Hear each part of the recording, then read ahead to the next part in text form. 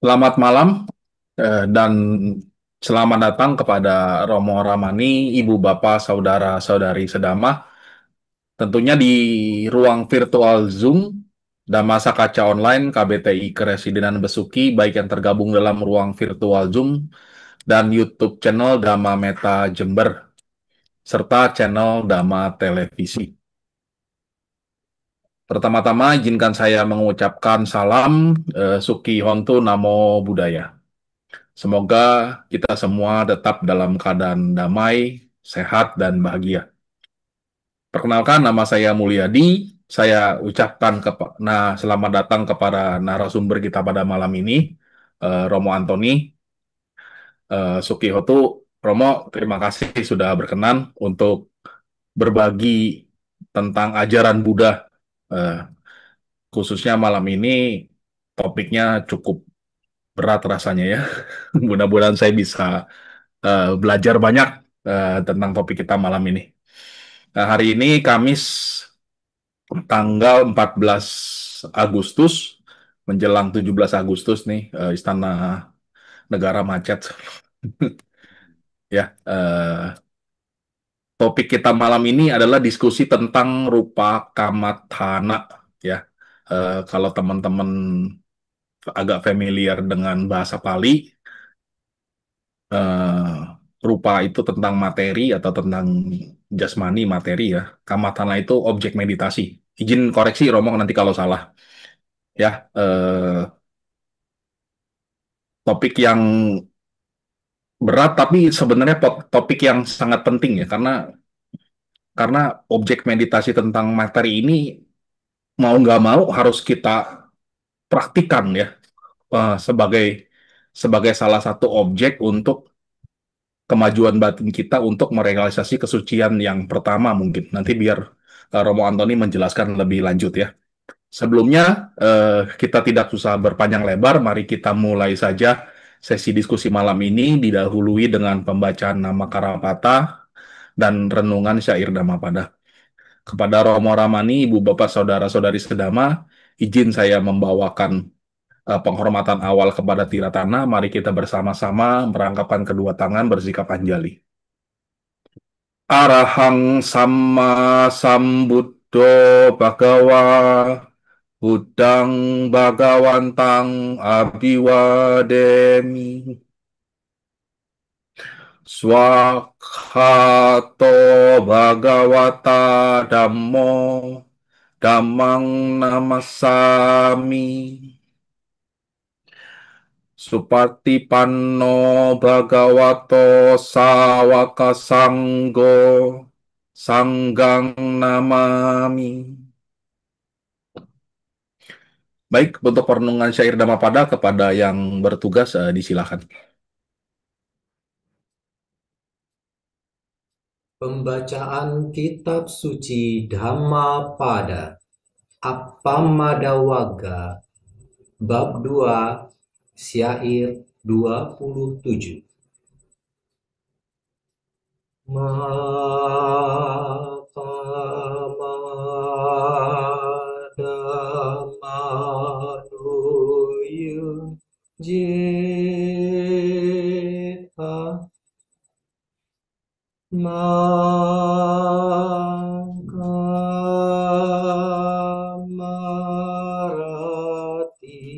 Sandhawang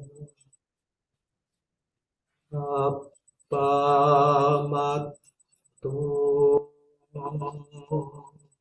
Hijayanto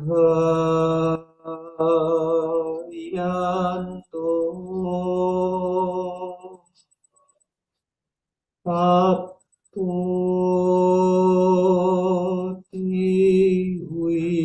pulang sukhang.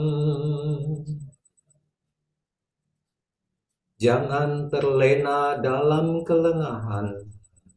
Jangan terikat pada kesenangan-kesenangan indria. Orang yang waspada dan rajin bersamadi akan memperoleh kebahagiaan sejati. Sadhu. Sadu, sadu.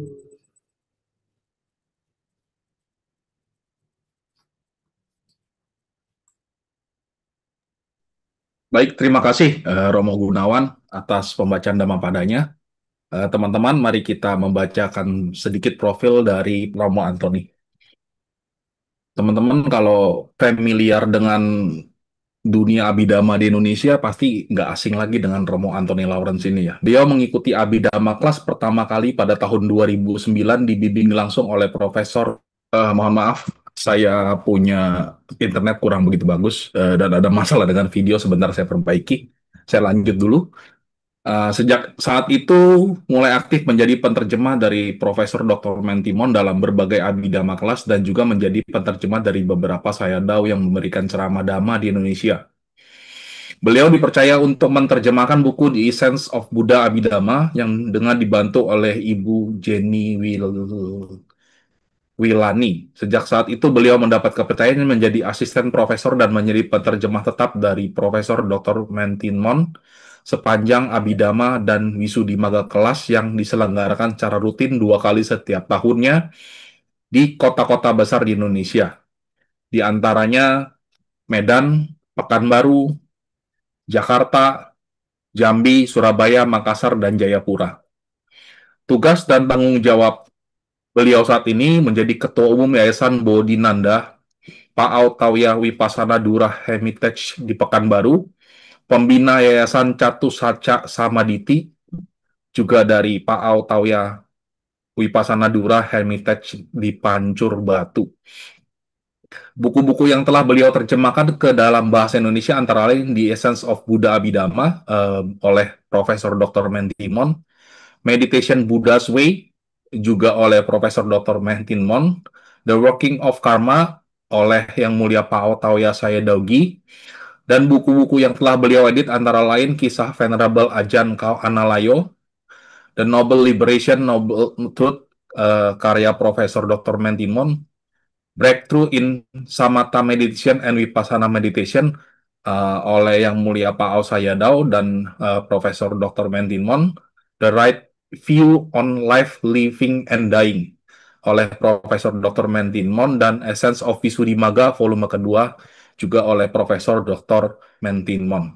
Jadi pengetahuan beliau luar biasa, jadi jangan kita sia-siakan kesempatan malam ini untuk mendengarkan secara langsung tentang diskusi tentang rupa kamatana. Kepada Romo Antoni, disilahkan. Namo Buddhaya, Suki Hontu, Bapak Ya, Ibu, untuk saudara-saudari Sudama semuanya. Terima kasih Romo Mulyadi ya dan juga tadi para Romo sekali semuanya ya pada malam hari ini ya sebelum kita memulai uh, diskusi Dhamma pada malam hari ini, izinkan kita untuk melafalkan Namo Tassa Bhagavato ya. Namo tassa bhagavato arahato sama sambuddhasa. Namo tassa bhagavato arahato sama sambuddhasa. Namo tassa bhagavato arahato sama sambuddhasa. Ya, Bapak Ibu semuanya, jadi pada malam hari ini saya juga ingin mengucapkan terima kasih kepada saudara Teddy ya yang telah mengontak saya dan memberi kesempatan kepada saya untuk bisa berbuat kebajikan dengan berbagi dan berdiskusi bersama tentang sedikit pemahaman ya topik daripada rupa kamatana tersebut. Ya, kenapa bisa teringat mengambil topik ini? Ini pas kebetulan ya, belakangan ini banyak yogis ya, terutama di Medan. Saya nggak tahu di tempat lain karena di Medan banyak sekali yogis-yogis yang sekarang lagi berlatih dengan mengambil objek tentang apa rupa, terutama 4 elemen. Ya, dan juga mereka banyak membahas tentang topik tersebut. Ya. Juga kami melihat bahwa mereka itu sering berdiskusi tentang topik-topik tersebut. Jadi melihat kondisi tersebut, pas kebetulan kami mempunyai kesempatan sekitar 2 minggu yang lalu. Ya, jadi kami mencoba mengundang seorang Sayale dari Myanmar.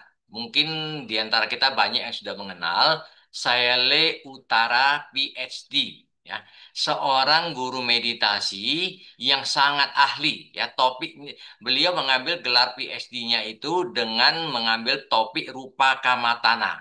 Ya, jadi karena kemahiran beliau dengan topik tersebut, kami mencoba mengundang beliau ke Medan, dan setelah di bawah bimbingan beliau dan juga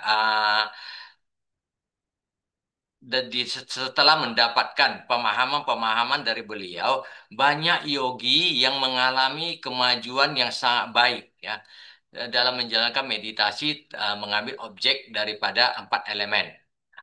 Jadi atas dasar itu ya banyak yang sangat tertarik sehingga karena gimana beliau dapat memberikan suatu penjelasan yang begitu baik ya dengan sangat menarik dan begitu sistematis ya. Oleh karena itu setelah beliau pulang banyak juga di antara para yogis di antara teman-teman kita yang kebetulan tidak sempat mengikuti retreat beliau mencoba meminta kalau bisa kita membahas topik tersebut ya. Jadi kami menyadari bahwa sebenarnya topik ini sangat kita tahu juga sangat luas ya. Jadi mungkin kita tidak dapat menyelesaikan ya. Pasti mungkin tidak dapat menyelesaikan dalam 2 jam daripada diskusi tersebut. Namun, supaya untuk lebih memberi kesempatan kepada kita semua untuk mengetahui rupa kamatana itu sebenarnya apa, ya, apa manfaatnya? Minimal kita mengenal, ya, mengenal dulu apa itu rupa kamatana dan kenapa kita harus mempraktekkan rupa kamatana tersebut.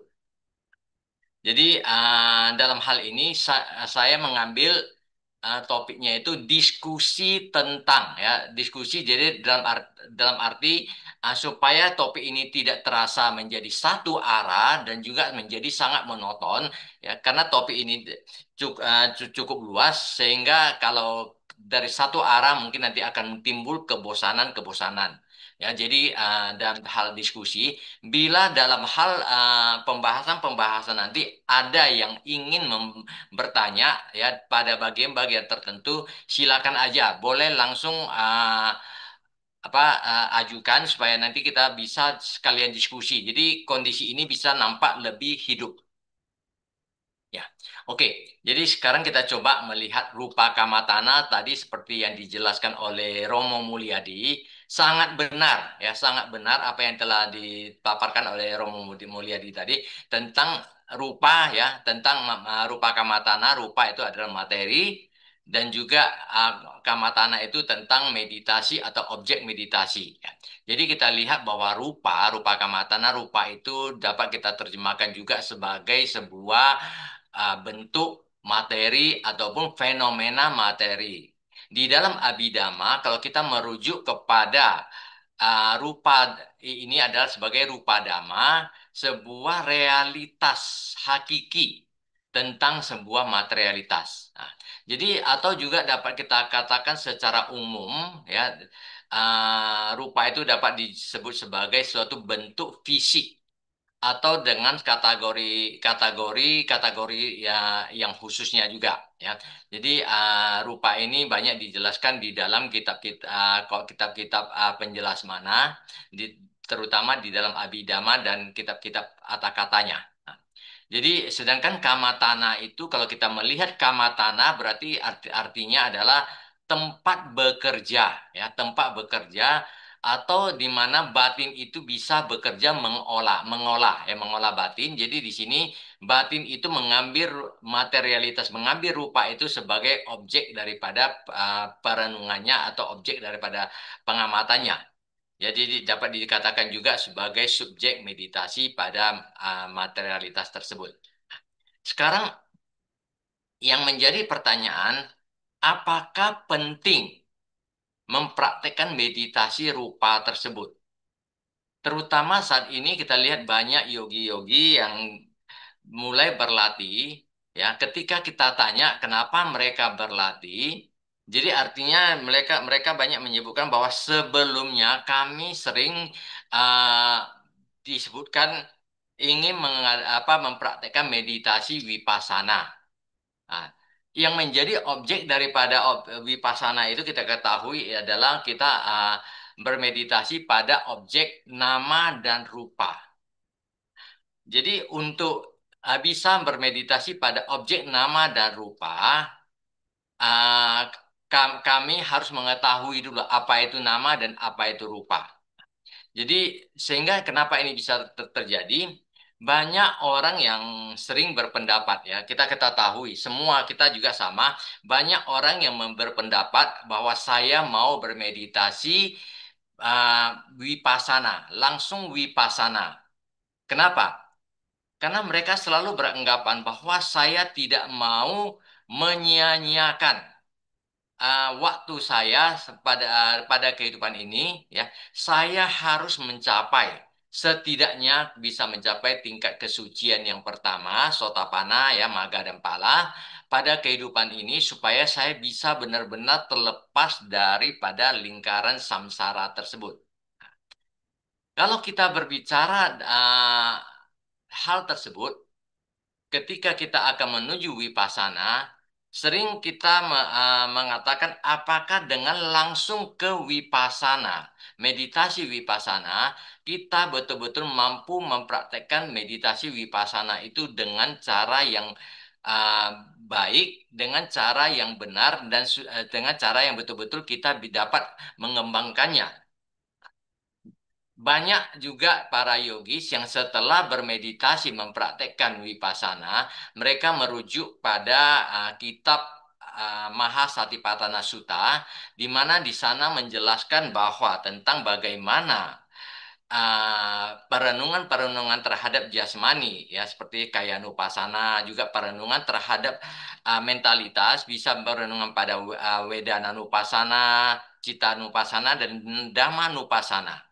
Jadi ketika mereka menjelaskan tentang rupa, wedana, cita, dan dhamma, apakah dalam hal ini kita benar-benar sudah mempraktikkan sesuai dengan yang dikatakan kaya nupasana dan segalanya.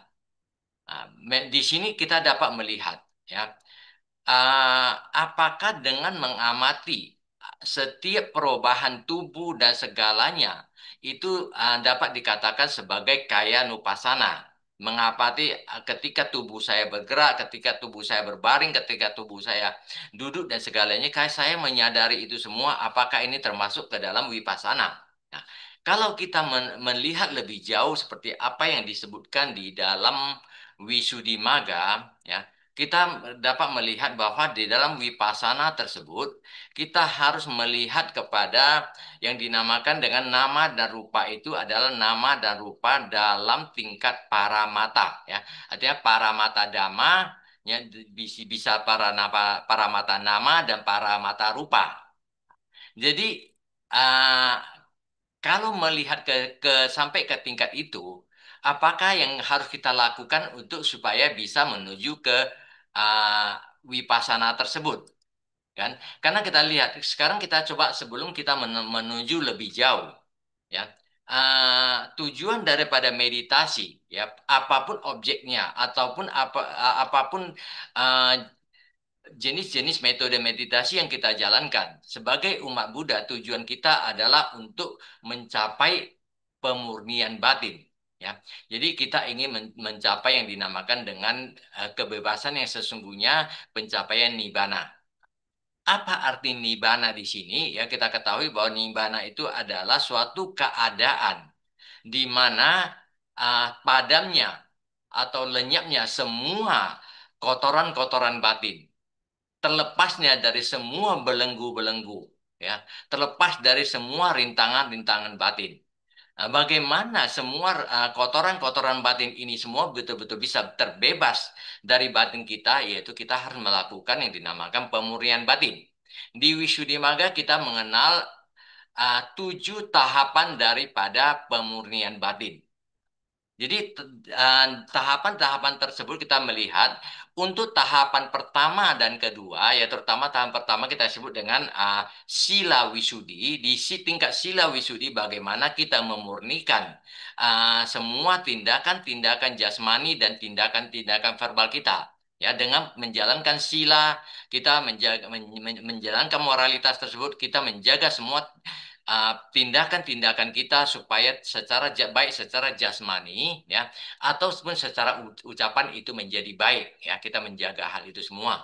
Nah, dengan berlandaskan pada landasan sila yang murni tersebut kita masuk ke pemurcita wisudi ya artinya kita memurnikan batin kita dalam arti kita mencoba menekan ya menekan semua kotoran-kotoran batin kita supaya tidak muncul menjadi sebuah kotoran batin yang mengganggu dalam setiap kesadaran kita. Ya, kita tahu bahwa memang kalau kita melihat ke tingkat kesadaran apa kotoran batin tersebut, ya, mudi kita mengenal adanya yang dharma witikama kilesa, pariyutana kilesa, dan juga anusaya kilesa. Nah, jadi kita di sini mencoba untuk bisa hanya menekan semua kotoran batin supaya dia tidak muncul ketika kondisi kesadaran itu bekerja kita bisa menghasilkan kesadaran-kesadaran bermoral dengan semua kotoran batin yang tertekan. Nah, ketika misalnya seseorang bermeditasi di tingkat samatha, jadi di sana mereka mencoba menekan, ya, apabila mereka mampu mencapai suatu tingkat konsentrasi yang betul-betul berkembang dan mendalam, maka kotoran batin akan tertekan, semua rintangan-rintangan batin akan tertekan. Baru kita memasuki namanya ke tingkat pemurnian sila sama di panya. Jadi di sini panyanya itu adalah ke tingkat wipassananya ya. Jadi di tingkat wipassana setelah melalui dua tingkat daripada pemurnian batin pertama tadi sila wisudi dan cita wisudi, sekarang kita masuk ke wipassananya. Nah, di tingkat wipassana kita melihat di sana ada yang namanya diti wisudi ya. Di sini diti wisudi itu pemurnian untuk pemurnian batin untuk menghilangkan semua daripada pandangan-pandangan salah. Ya. Kemudian ada kanka witarana wisudi, pemurnian untuk mengatasi semua keraguan-raguan. Nah, baru masuk nanti ke tingkat-tingkat yang lebih tinggi, ada yang dikatakan maga-maganya ada dasana wisudi, patipadanya nadasana wisudi, dan juga nyana dasana wisudi. Nah, jadi kalau melihat tingkatan daripada meditasi kita, ya, kalau kita artinya bermeditasi, kita ingin langsung ke wipasana, apakah memungkinkan? Memungkinkan, ya, bukan tidak memungkinkan. Tetapi dalam hal ini, ya, uh, banyak kendala-kendala yang dihadapi di mana uh, ketika kita memasuki ke dalam wipasana langsung, ya kita tidak tahu sebenarnya fenomena-fenomena mental dan fenomena-fenomena material itu gimana untuk mengamatinya. Ya, tadi seperti yang kita katakan, apa hanya dengan mengamati fisik kita ini dinamakan juga sebagai wipasana. Jadi sebenarnya kalau kita melihat, ya tadi kita sudah disebutkan, di dalam diti wisudi, kita mengenal adanya suatu kebijaksanaan yang harus kita capai, yaitu kita harus mampu melihat mentalitas dan materialitas dengan jelas, atau dikatakan sebagai kita harus mampu mengembangkan nama rupa paricedanyana. Ya. Jadi dalam mengembangkan nama rupa paricedanyana tersebut, artinya kita harus mampu untuk dengan konsentrasi yang sangat kuat mengamati semua fenomena-fenomena mental dan juga fenomena-fenomena materialitas dalam tingkat yang paling hakikinya, yaitu dalam tingkat paramata. Jadi di sini ketika orang mengatakan kenapa saya tidak melihat ke nama-nama paricedanyana dulu, melihat ke mentalitas. Ya, memang bisa langsung ke nama-nama dulu, tapi tingkat kesulitannya akan jauh lebih tinggi. Se- Sehingga kita mengenal bahwa dalam berdasarkan Abhidhamma dijelaskan bahwa dalam satu sentikan jari, ya, dalam satu sentikan jari atau diidentikan dengan satu detik dikatakan ada triliunan daripada kesadaran-kesadaran yang muncul dan padam. Berarti satu kesadaran itu mereka membutuhkan waktu lebih kurang itu 1/1 triliun detik. Ya, sebuah waktu yang sangat-sangat pendek dan sangat-sangat singkat. Sedangkan rupa atau materialitas, dia mempunyai waktu yang lebih panjang, artinya satu fenomena materialitas yang muncul dan padam, dia memerlukan waktu itu 17 kali daripada mentalitas. Sehingga rupa itu dia mempunyai durasi yang lebih panjang, sehingga kemungkinan bagi kita untuk mengamatinya akan lebih gampang dibandingkan dengan mentalitas tersebut. Oleh karena itulah makanya sering kita sebutkan bahwa ketika kita bermeditasi di tingkat wipasana, ya, kita harus menggunakan namanya konsentrasi kita itu yang kita sebut sebagai kanika samadhi, ya, momentary concentration. Jadi momentary concentration ini dalam arti bahwa konsentrasi kita itu bukan seperti konsentrasi ketika kita bermeditasi pada anapanasati, ya, ataupun ketika kita mencapai tingkat konsentrasi jana, dan juga baik menggunakan objek anapanasati ataupun objek kasina misalnya, kita betul-betul batin kita itu terserap, ya, terabsorb ke dalam objek itu dalam waktu yang sangat lama. Ya, dikatakan bahwa ketika kita berada dalam jana, kita bisa berada di jana itu selama 1 jam, 2 jam, 3 jam, ataupun lebih. Jadi artinya batin kita itu benar-benar pada satu objek patibaga nimitta itu untuk waktu yang sangat lama. Sedangkan kalau ketika kita memasuki ke tingkat daripada wipasana, kita sudah menggunakan kanika samadhi, yaitu konsentrasi kita itu kita ketahui setiap kesadaran itu mereka muncul dan padam, mereka membutuhkan objek. Tanpa objek tidak mungkin kesadaran itu bisa muncul.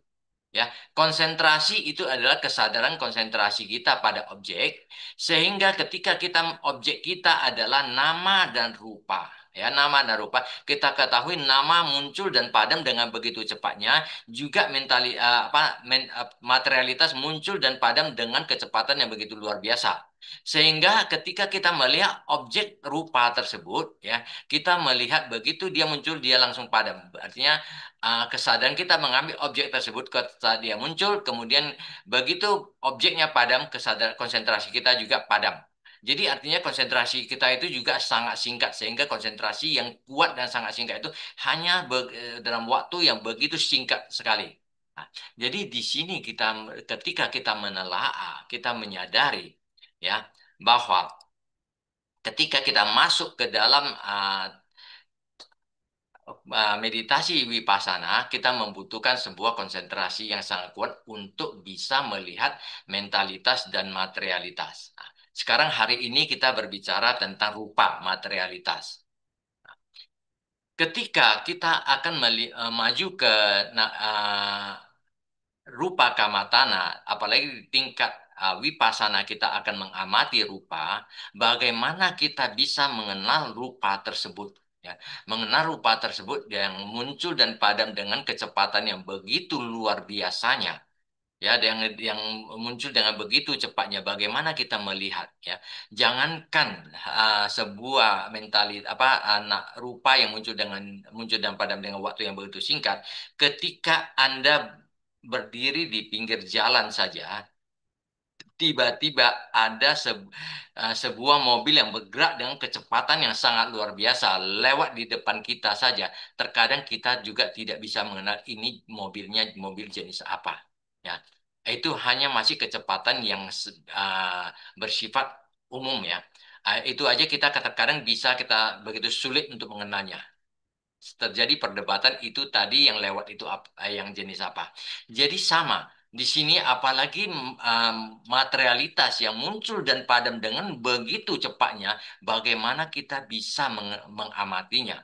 Nah, tapi di dalam ajaran Sang Buddha, ketika dikatakan ketika seseorang itu di mana dia bermeditasi dan konsentrasinya betul-betul berkembang dengan sangat baik, Ya, ketika dia mempunyai kekuatan konsentrasi yang baik, mereka mampu untuk melihat setiap kemunculan dan kepadaman daripada baik mentalitas maupun materialitas. Tentu ini harus dengan suatu pelatihan yang sangat luar biasa sebenarnya. Nah, jadi sesungguhnya kalau kita melihat di dalam daripada penjelasan di rupa kamatana tersebut, seyogianya praktek-praktek meditasi daripada rupa kamatana ya yang dimulai dari nanti pelatihan di dalam Catu Datu Wawatana dulu ya, meditasi pada empat elemen.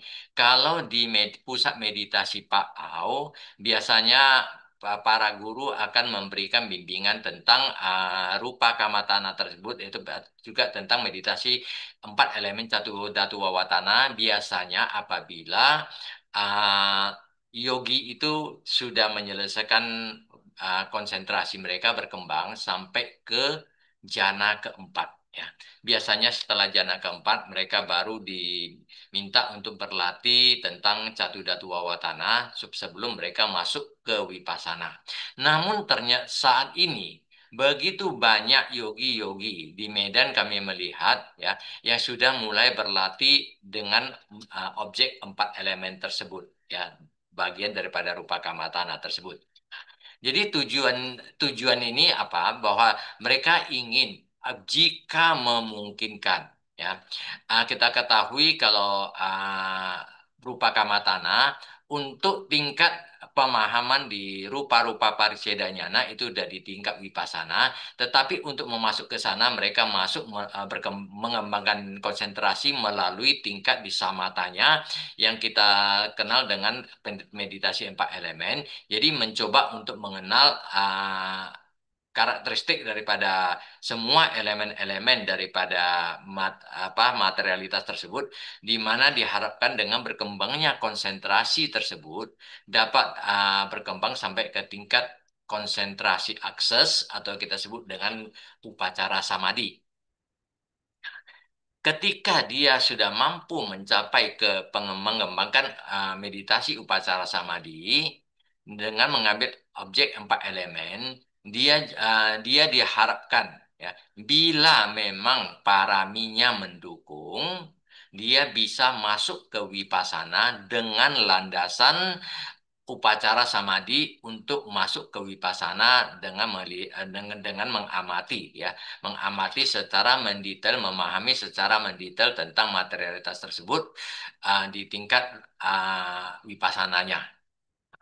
Jadi oleh karena itu banyak di antara teman-teman yang sudah mulai berlatih dan memang ada di antara teman-teman kita yang ketika mereka setelah berlatih dalam satu periode waktu tertentu, mereka berkembang dengan cukup baik untuk konsentrasi mereka, sesuai juga kemungkinan juga parami lampau beliau juga mendukung, serta juga kita ketahui bahwa Buddha ketika mengajarkan meditasinya di baik samatha maupun vipassana, di samatha mengajari 40 subjek meditasi, di mana masing-masing seseorang itu berdasarkan temperamennya itu kadang ada yang sesuai dengan subjek-subjek meditasi tertentu ya. Jadi mungkin kebetulan bagi mereka yang mempunyai ketemperamen yang cocok dengan objek daripada meditasi rupa tersebut, maka konsentrasi mereka bisa berkembang dengan baik dan kita juga mengharapkan beliau ini dapat mengembangkan sampai ke tingkat upacara samadhi. Apakah selanjutnya beliau mau mau masuk dulu ke konsentrasi jana untuk mengembangkan konsentrasi jana dulu atau mau langsung ke vipassana. Ini nanti masing-masing. Nah, jadi kalau berbicara tentang meditasi pada objek rupa tersebut di Catu Datu Wawatana, jadi sebelum kita menjelaskan apakah empat elemen tersebut itu bagaimana, kita mengenal bahwa apa elemen itu atau rupa itu terdiri dari elemen-elemen apa saja. Nah, di dalam Abhidhamma ya, berdasarkan Abhidhamma disebutkan bahwa Rupa itu ada terdiri daripada 28 jenis paramata rupa. Ya. Kita ketahui ada 28 jenis paramata rupa yang terdiri dari dua kelompok, empat mahabuta. Kelompok pertama ada empat mahabuta, empat elemen utama. Kemudian ada 24 materialitas turunannya. U, upada rupa ya. Empat mahabuta ditambah dengan 24 upada rupa. Jadi ini 28 jenis daripada para mata rupa yang harus dipahami dulu ya sebelum mereka bermeditasi pada empat elemen tersebut. Nah, kita lihat bahwa empat mahabuta ini yang kita kenal dengan Patawi, Apo, Tejo, Wayu ya. Elemen tanah, elemen air, elemen api, dan juga elemen angin. Nah, jadi ini yang menjadi landasan daripada materialitas utama di mana ke-24 daripada materialitas turunan ini bergantung ya kemunculan mereka bergantung kepada empat mahabuta ya bergantung kepada empat elemen utama tersebut. Jadi di sini ketika kita bermeditasi pada satu datu wawatana ya dengan objek satu datu wawatana meditasi empat elemen yang kita latih di sini adalah untuk mengamati ya mengamati empat mahabuta tersebut berdasarkan karakteristiknya ya. Jadi artinya kita bukan menembus melihat ke dalam uh, masing-masing elemennya. Karena kalau kita harus menembus ke dalam masing-masing elemennya, ini kita sudah masuk ke dalam tingkat paramata. Kita hanya mampu kalau ke konsentrasi kita berkembang dengan konsentrasi daripada pelatihan daripada meditasi empat elemen, kita dapat menuju sampai ke tingkat yang dinamakan hanya melihat yang dikatakan dengan rupa kalapa. Materialitas partikel-partikel yang terkecil ya yang dalam tingkat kebenaran konvensional. Secara konseptual, yang dinamakan dengan rupa kalapa itu adalah ya tingkat terkecil dari kebenaran konvensional yang mampu diamati oleh seorang yogi apabila konsentrasi mereka betul-betul berkembang ya sehingga mereka hanya melihat rupa kalapa yang bisa muncul dan padam. Jadi kalau kita melihat ya dari 28 jenis paramata rupa tersebut, tadi ada empat mahabuta, kemudian kita urai sedikit tentang materialitas turunannya. Ya, materialitas turunannya ini kenal ada 5 yang disebut sebagai pasada rupa. 5 pasada rupa yang kita sebut yang kita kenal dengan 5 materialitas landasan indera. Ya, 5 materialitas landasan indera. Ada caku pasada, sota pasada, gana pasada, jiwa pasada, dan kaya pasada. Nah, ini yang kita sebutkan landasan pintu mata, landasan pintu telinga, pintu hidung, pintu lidah, dan pintu jasmani. Bagaimana mengamati hal tersebut nanti akan itu akan dijelaskan pada pelatihan-pelatihan meditasi yang pada saat Anda berlatih pada satu datu wawatana. Kalau kita uraikan di sini semuanya ini tidak mungkin ya waktu kita tidak memungkinkan. Nah, jadi kalau kita mengenal ada 5 daripada materialitas landasan, tentu pasti ada 5 daripada rupa yang menjadi objeknya. Ya, kita tahu ada landasan mata, tentu ada objek matanya.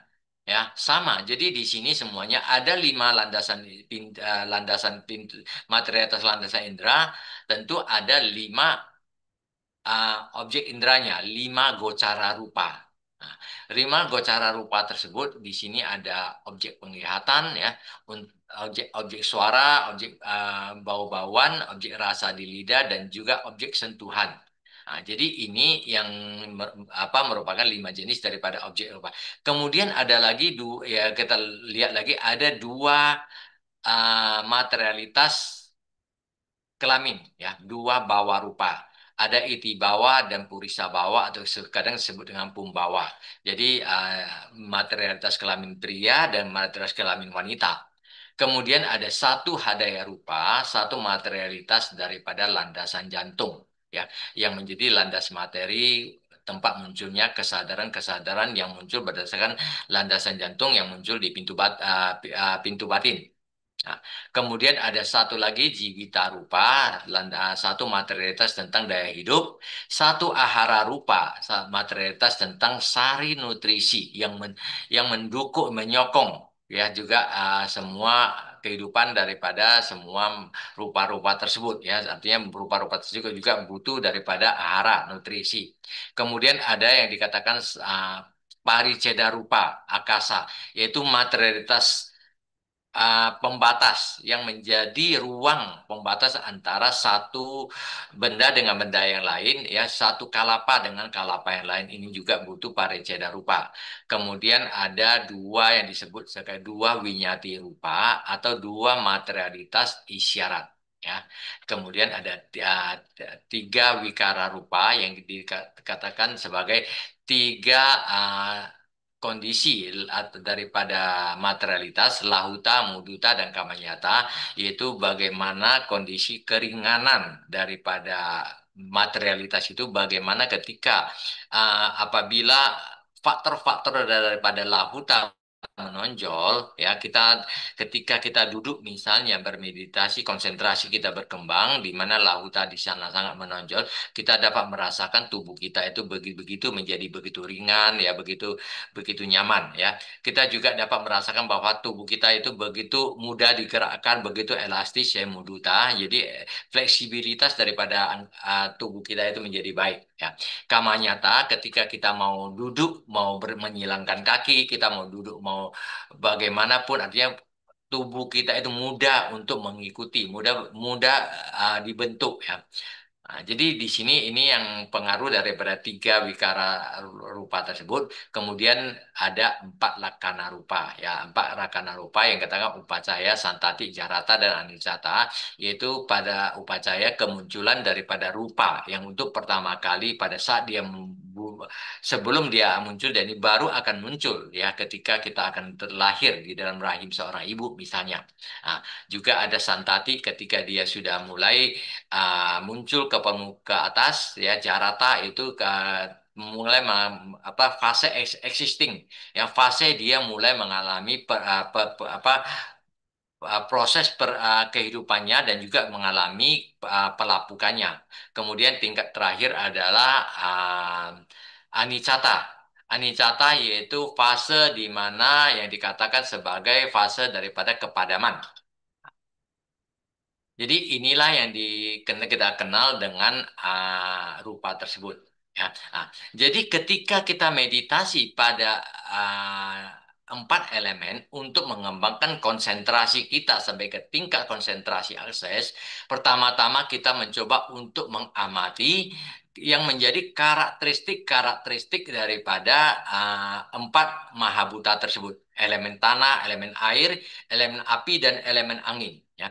Ketika kita sudah bisa mengenal semua karakteristik dengan baik dan berkembang dengan baik dan menjadi sangat jelas di pintu batin, kita baru nanti akan masuk ke tingkat yang lebih tinggi. Ya, dikatakan di sana setelah konsentrasi akses dia bisa menuju ke wipasana misalnya.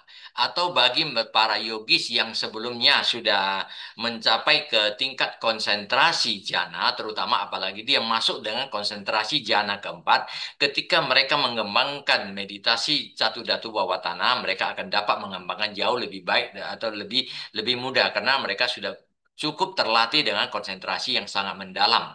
Jadi ketika mereka mengamati, berlatih dengan meditasi pada empat elemen, mereka akan berkembang dengan baik. Begitu mencapai ke tingkat daripada konsentrasi akses mereka masuk ke wipasana. Di tingkat wipasana ketika mereka mengambil objek materialitas sebagai objek pertamanya sebagai mengembangkan rupa-rupa parisya nyana tersebut, mereka akan lebih gampang ya untuk mengembangkan dengan baik. Setelah itu, ya, setelah mereka mampu mengembangkan rupa-rupa parisya nyana, kemudian mereka mengambil ke objek yang dinamakan dengan nama Parisedanyana ya nama-nama Parisedanyana. Jadi Di sini bagi yang mengambil dengan masuk dengan landasan jana keempat, mereka akan lebih mudah. Kenapa? Karena mereka sudah mahir dengan konsentrasi yang sangat mendalam dan juga mereka sudah mengembangkan konsentrasi dengan mengamati semua mentalitas mereka ketika mereka memasuki konsentrasi jana. Ya. Jadi kalau mereka misalnya langsung dari jana keempat sudah mampu juga masuk ke wipasana dengan mengamati rupa. Setelah itu mereka keluar dari konsentrasi tersebut dengan landasan jana keempat mereka. Mereka mengamati mentalitas-mentalitas daripada jana jawananya. Jadi artinya ketika mereka berada di jana keempat, itu jana-jana citanya yang muncul begitu banyak sebagai jana jawana, ini sangat jelas di pintu batin mereka. Nah, jadi mereka dapat mengamati jana jawana tersebut sebagai nama parisida jana tersebut. Mereka berkembang dengan baik, mengamati rupa kembali saling bergantian, ya mereka mengembangkan nama rupa parisida jana. Nah, ketika mereka mengembangkan nama rupa parisida jana tersebut, ya mereka menjadi sangat jelas tentang semua mentalitas maupun materialitas tersebut. Nah, ketika mereka melihat nama tersebut, ya mereka sudah tidak bisa mengamati, mereka kemudian maju ke tingkat yang lebih berkembang, ya mereka mengamati semuanya berdasarkan semua mentalitas dan materialitas baik yang di kehidupan ini, kehidupan lampau dan juga kehidupan akan datang. Nah, ini mereka amati, ya melalui semua pintu-pintu indera mereka, semua kesadaran-kesadaran dari pintu indera. Jadi mereka mengamatinya berdasarkan baik kehidupan lampau saat ini dan juga yang akan datang. Nah, setelah itu mereka mengamati dengan berdasarkan yang kita sebut sebagai lakana rasa pacu pada tanah, pacu patana dan pada tanah. Jadi berdasarkan karakteristik, ya berdasarkan fungsi dan manifestasi dan sebab terdekatnya. Setelah itu mereka masuk ke tingkat yang lebih tinggi yang kita sebut sebagai namanya pacaya parigahanyana. Jadi artinya mereka sudah mengamati semua mentalitas dan materialitas tersebut berdasarkan paticca samuppada. Nah, ketika mereka mengembangkan tersebut, apabila mereka mampu melampaui titik tersebut, mereka dikatakan sudah melampaui atau mencapai mengembangkan yang dinamakan dengan Kanka Witarana Wisudi. Jadi mereka sudah berhasil mengatasi semua bentuk keraguan-raguan. Kenapa? Karena mereka sudah melihat bahwa dalam kehidupan ini yang ada hanyalah mentalitas dan materialitas yang muncul dan muncul dan padan dengan kecepatan yang begitu tingginya, ya sehingga tidak ada apapun yang permanen di sana. Jadi mereka bisa melihat bahwa semuanya itu adalah anicca, semua itu tidak ada yang kekal, ya. Kemudian mereka juga melihat apapun yang muncul dia selalu padam dan padam-padam terus, tidak pernah ada sebuah eksistensi daripada sebuah uh, kondisi yang ada, sehingga mereka merasa suatu duka yang sangat mendalam, ya, dan juga tidak adanya sebuah entitas yang permanen di sana. Jadi di sini berarti anatta.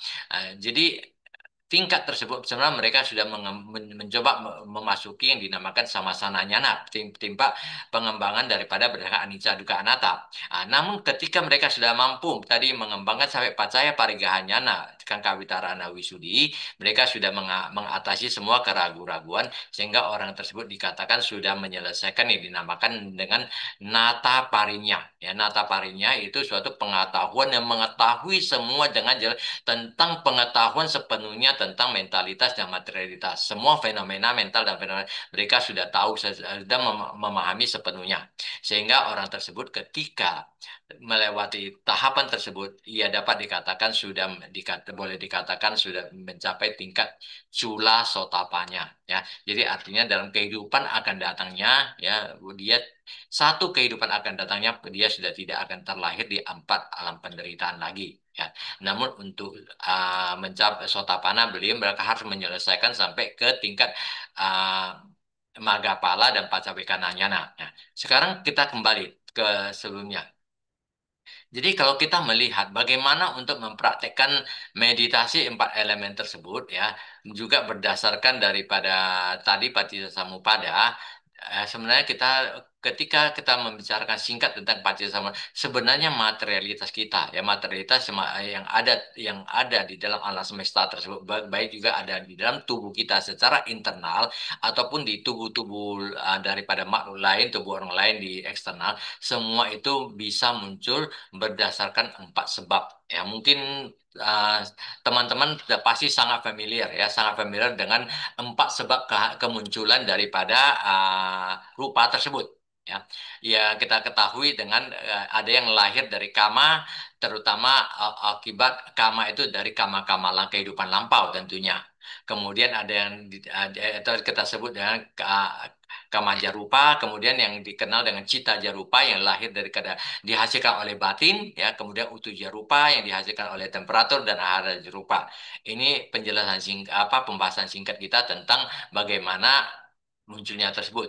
Nah, akan tetapi ya, kalau kita melihat ke tingkat tersebut, kalau kita melihat daripada bagaimana kita mempraktekkan empat elemen tersebut, ya, kita berdasarkan penjelasan daripada di Dhamma Sanganipali, ya, disebutkan bahwa metode bagaimana mengamati daripada empat elemen yang pada meditasi empat elemen ini adalah kita mencoba mengamati 12 karakteristik daripada empat mahabhuta tadi. Ya, jadi elemen tanah, elemen air, elemen api, dan elemen angin. Nah, ini yang yang coba kita amati, kita kembangkan kekuatan daripada konsentrasi kita untuk bisa mahir terhadap ke-12 karakteristik tersebut. Nah, jadi kita lihat dari 12 karakteristik tersebut itu di elemen tanah, ya, elemen tanah ataupun patawi dhatu, ada 6 karakteristik daripada elemen tanah, ya. Kita mungkin teman-teman banyak yang sudah jelas ya, yaitu adanya elemen karakteristik keras, ya, kemudian ada karakteristik kasar dan ada karakteristik berat. Nah, tentu ada kebalikannya, ada keras pasti ada yang lembut, ya, karakteristik lembut, kemudian yang kasar pasti ada yang halus, ya, kemudian kalau ada berat pasti ada yang ringan. Nah, jadi dari masing-masing 3 karakteristik yang saling berbeda tersebut ada total 6 karakteristik. Nah, kemudian ada elemen air, ya, elemen air ada 2 karakteristik. Yang pertama itu karakteristik mengalir, kemudian ada karakteristik daripada kohesi. Kohesi artinya dia bersifat menyatukan. Menyatukan dalam arti misalnya kalau kita melihat misalnya Anda mengambil apa sebongkah setumpuk, ya, setumpuk daripada tepung, ya, kita, kalau tepung tersebut kita lempar ke atas dia akan berterbangan, namun apabila setumpuk ini kita tambahkan sedikit-sedikit air, dia maka akan menyatu membentuk satu gumpalan. Nah, jadi ini yang dikatakan sebagai menyatukan, ya. Jadi yang tadi yang bisa berserakan ini menjadi bisa menyatu. Nah, ini karakteristik kohesinya. Nah, kemudian kalau kita di dalam gumpalan-gumpalan atau adonan daripada tepung tadi, ya, kita tambahkan lagi air sedikit demi sedikit, dia tentu akan menjadi makin lembek. Kita tambahkan lagi airnya, dia bisa menjadi melumer, ya, bahkan mengalir kemana-mana, sehingga ini dikatakan karakteristik mengalir daripada elemen air. Kemudian kita juga di sini ada melihat yang dinamakan elemen api, ya. Elemen api jadi ini mempunyai 2 karakteristik, panas dan dingin. Kemudian elemen angin, ya, dan karakteristik daripada mendorong dan menopang. Kita lihat mendorong. Kenapa karakteristik angin dikatakan mendorong? Misalnya coba kita berdiri di tempat terbuka ketika angin berhembus dengan kencangnya.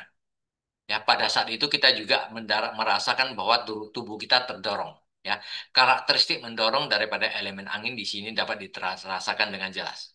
Kemudian menopang. ya, menopang. Menopang ini juga sebenarnya cukup jelas ya. Kita coba melihat kendaraan kita ya, ketika ketika kempes dia dia akan turun ya kan. Terus kita memompakan angin ke dalam roda bannya itu, maka dia berkembang, dia menopang sehingga kendaraan ini dapat uh, rodanya itu penuh dan kendaraan ini dapat terangkat.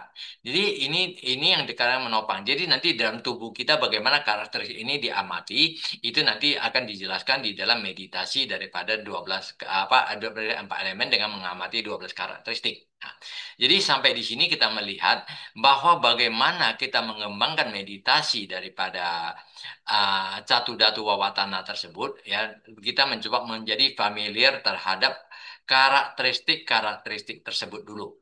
Nah, jadi di sini setelah kita betul-betul mengenal karakteristik dan konsentrasi berkembang, ya kita nanti akan berkembang sampai yang dinamakan dengan konsentrasi akses, ya.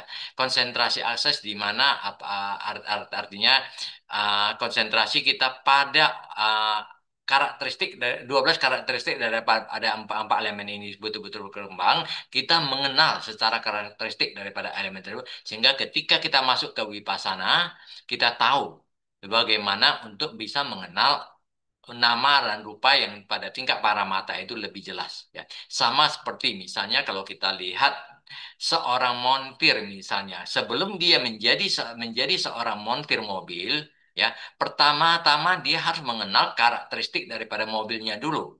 Ya, dia tidak bisa langsung ketika ada sebuah mobil dia langsung masuk membongkar mesinnya, melihat ke dalam karburatornya, melihat ke titik-titik bagian intinya, dia tidak mungkin. Dia harus mengerti karakteristik daripada mobil tersebut. Ini jenis mobil misalnya tipe yang dikatakan SUV, sedan dan segalanya. Kemudian ini mobil dengan katakanlah ada yang mesin di depan atau mesin di belakang ya, ada yang dengan penggerak roda depan atau penggerak delapan belakang. Jadi setelah dia mengenal karakteristik-karakteristik daripada mobil tersebut, dia baru bisa menuju ke mempelajari lebih detail.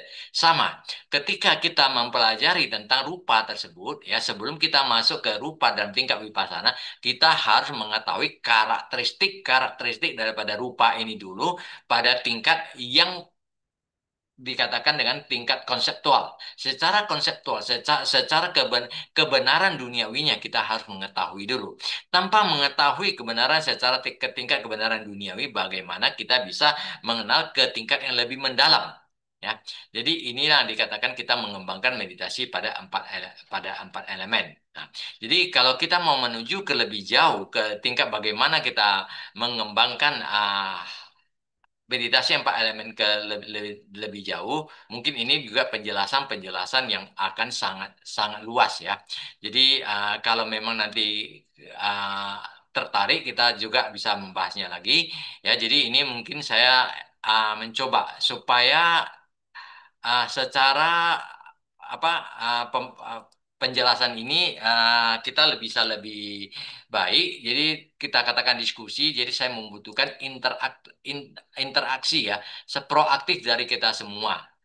Ya, mungkin sampai tahap ini, Romo Mulyadi, ya, mungkin ada sesuatu yang bisa dibantu atau dari teman-teman kita yang ingin ya berdiskusi tentang topik tersebut.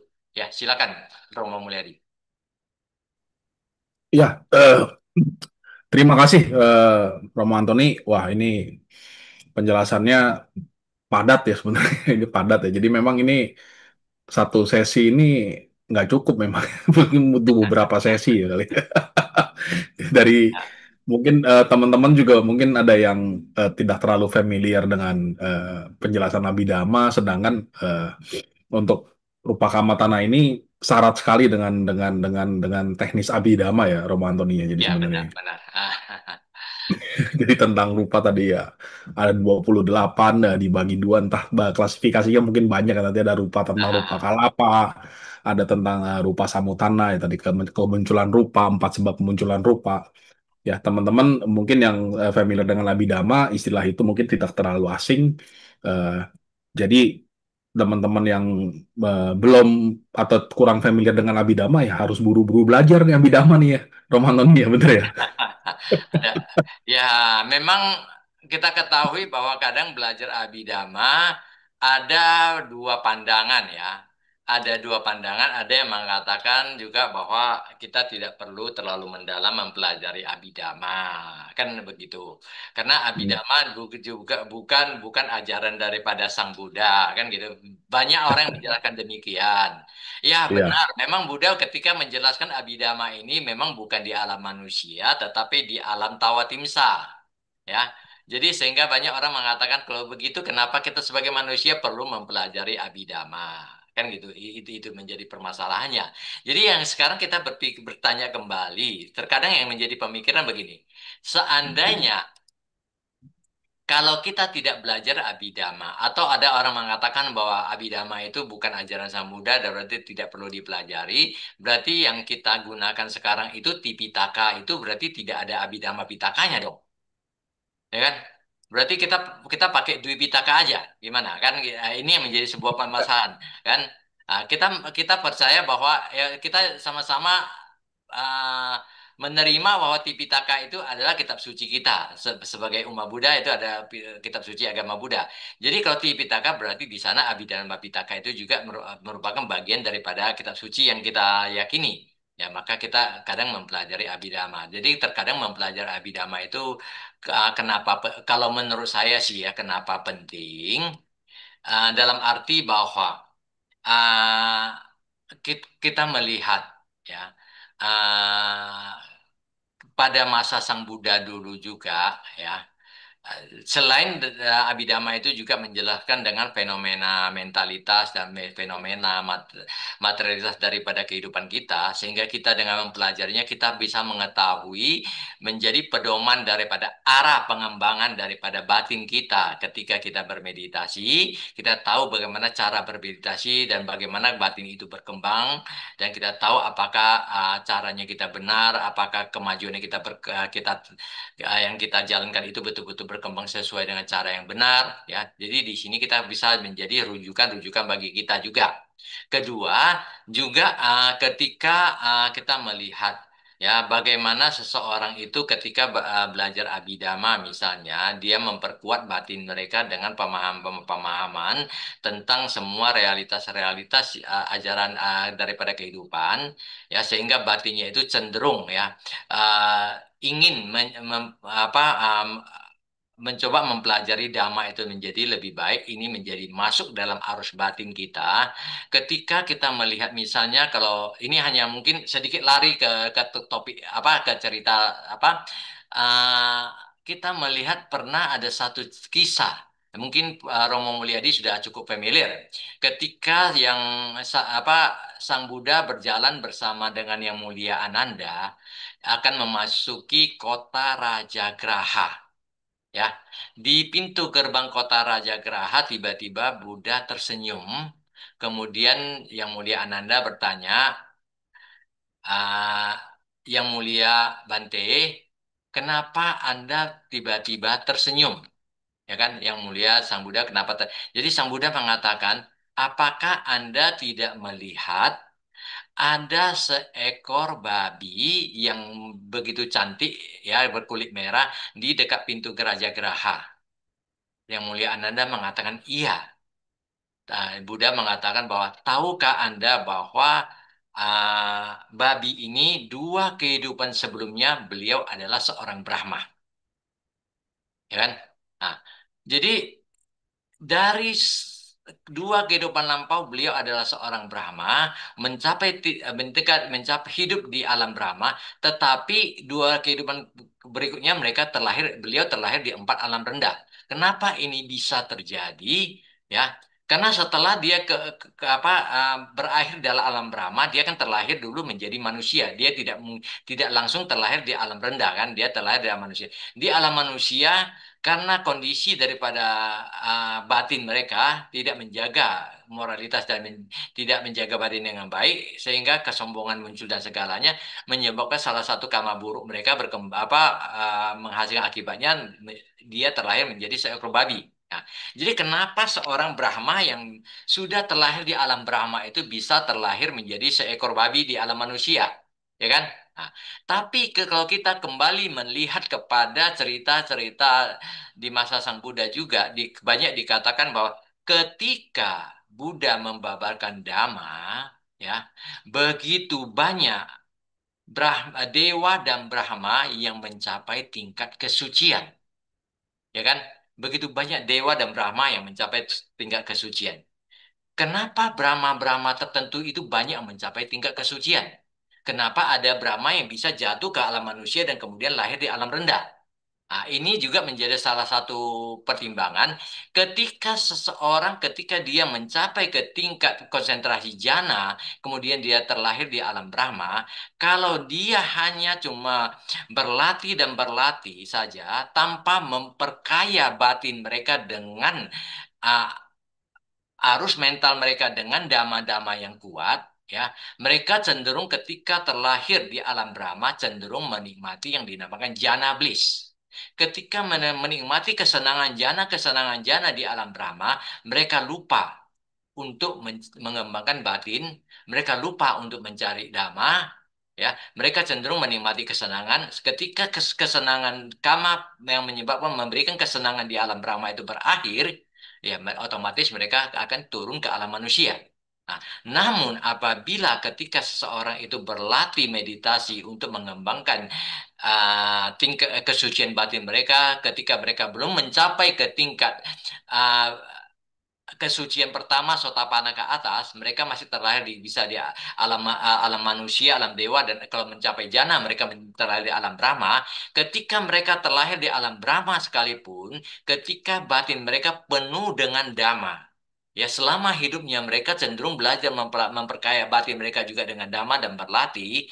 Ketika terlahir di alam Brahma, mereka cenderung dhamma-dhamma yang mereka pelajari cenderung menjadi sebuah inklinasi. Ya, kecenderungan membawa mereka untuk mencari dhamma, kecenderungan bagi mereka untuk mengembangkan uh, ke batin mereka kembali. Sehingga Brahma-Brahma yang demikian, ketika mereka bertemu dengan Buddha, ataupun jangankan Buddha, ketika banyak arahat yang mengajarkan Dhamma, mereka cenderung akan mempunyai kecenderungan untuk mencari, mendengarkan Dhamma, mengembangkan batin, sehingga mereka bisa menuju ke tingkat kesucian dari alam Brahma juga. Ya, dari alam Brahma baik Brahma satu di alam Brahma yang pertama, kedua, ketiga, di sana mereka bisa mengembangkan batin mereka untuk menuju menjadi seseorang tingkat kesucian. Nah, jadi di sini berarti artinya kita belajar abhidhamma itu juga kadang-kadang penting. Nah, itu salah satu. Kedua, kalau kita melihat ah, pencapaian seorang sama Sam Buddha seperti yang dikatakan Buddha Gautama kita, beliau adalah seorang yang dengan panyadika, ya, panyadika jadi seorang dengan kondisi dengan kebijaksanaan yang tinggi. Beliau membutuhkan 4 asangkaya kapa dan 100.000 siklus alam semesta untuk mencapai tingkat sama Sam Buddhanya. Nah, jadi sebagai seorang sama Sam Buddha, mereka banyak mempunyai siswa-siswa utama beliau. Ya, kita kenal bahwa ada yang mulia Sariputta, ada yang mulia Moggallanda dan segalanya. Itu siswa-siswa utama.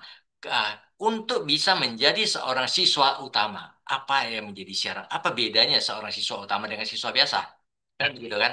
Nah, ketika seorang siswa utama, ya, yang dia bertekad ingin menjadi siswa utama, artinya dia dalam kehidupan ini, dia mengembangkan kebijaksanaannya itu selama 1 asangkaya kapa plus 100.000 siklus alam semesta. Jadi dalam 1 asangkaya kapa apa yang mereka kembangkan, mereka memang sudah bermeditasi sampai ke tingkat wipasana, tetapi mereka tidak akan pernah melewati yang dinamakan sangkarupekanyana. Ya, batas sangkarupekanyana mereka sudah tidak kembang lagi. Karena kalau mereka kembang lagi nanti masuk ke anulomanyana dan segotrabunyana mereka menjadi maga dan mereka sudah hanya mempunyai 7 kehidupan paling lama. berikutnya. Jadi mereka hanya sampai di Sangkarupekanyana. Begitu Sangkarupekanyana mereka sudah tidak mengembangkan lagi, tetapi dalam kehidupan mereka, mereka selalu mengembangkan pemahaman kebijaksanaan mereka, pemahaman Dhamma. Mereka selalu mencoba untuk mengembangkan yang dinamakan Patisambhida Maganyana. Ya, Patisambhida Maganyana tersebut bagaimana bisa kembangkan?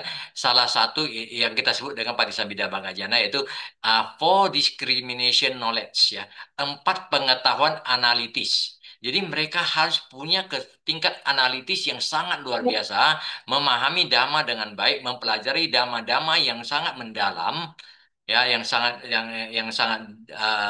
rumit, mempelajarinya dengan baik, ya, dan sering membahas tentang namanya pengetahuan ini, baru mereka bisa mengembangkan Patisambhida Maganyana. Nah, hanya dengan itu, kemudian dengan pelatihan selama 1 asangkaya pada 100.000 siklus, mereka bisa menjadi siswa utama. Ya. Jadi kalaulah misalnya dhamma itu tidak perlu dipelajari, abhidhamma juga tidak perlu dipelajari, bagaimana seseorang itu bisa menjadi seorang siswa utama Sang Buddha?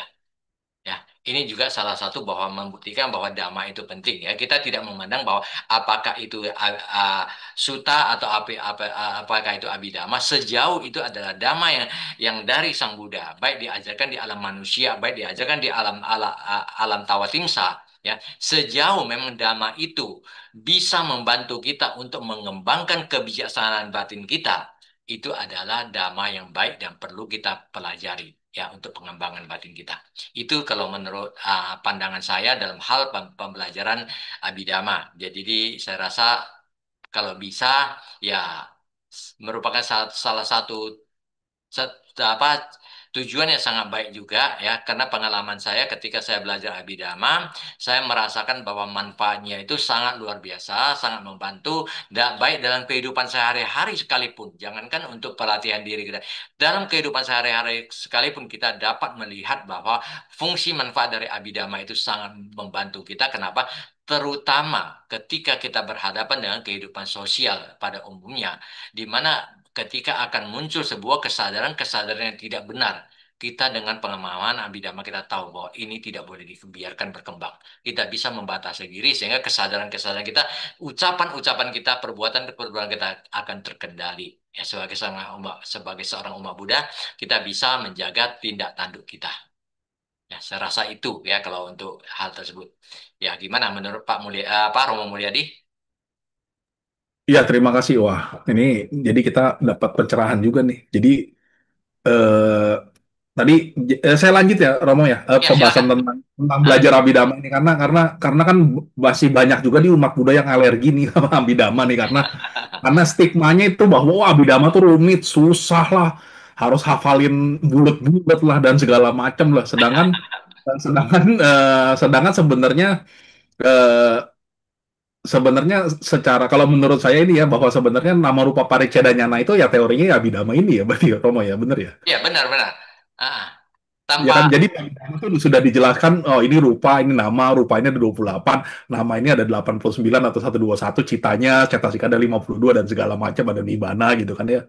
Romo ya, itu berarti kan memang dia sudah menjelaskan, memisahkan bahwa nama rupa paricedanyana ini, oh ini teorinya nih, di Abhidhamma dikasih tahu dulu nih, kompasnya istilah. Jadi nanti begitu kita dalam meditasi, kita melihat, kita punya panduan berarti ya Romo ya sebenarnya, panduan meditasi untuk melihat nama dan rupa itu sebenarnya abidama itu ya. Bagaimana Romo? Apa ya, pendapat ini bisa dibenarkan gitu maksudnya? benar-benar. Jadi artinya ketika kita meditasi, apalagi di tingkat wipasana yang kita katakan, objek kita sudah adalah paramata, ya. Untuk bisa mengetahui kebenaran paramata itu, biasanya kan kita hanya bisa mempelajari di dalam Abhidhamma. Karena kalau ketika kita berbicara di luar bukan Abhidhamma, di sana yang sering dibahas adalah semua kebenaran-kebenaran bersifat konseptual, yang bersifat kebenaran-kebenaran duniawi. Jadi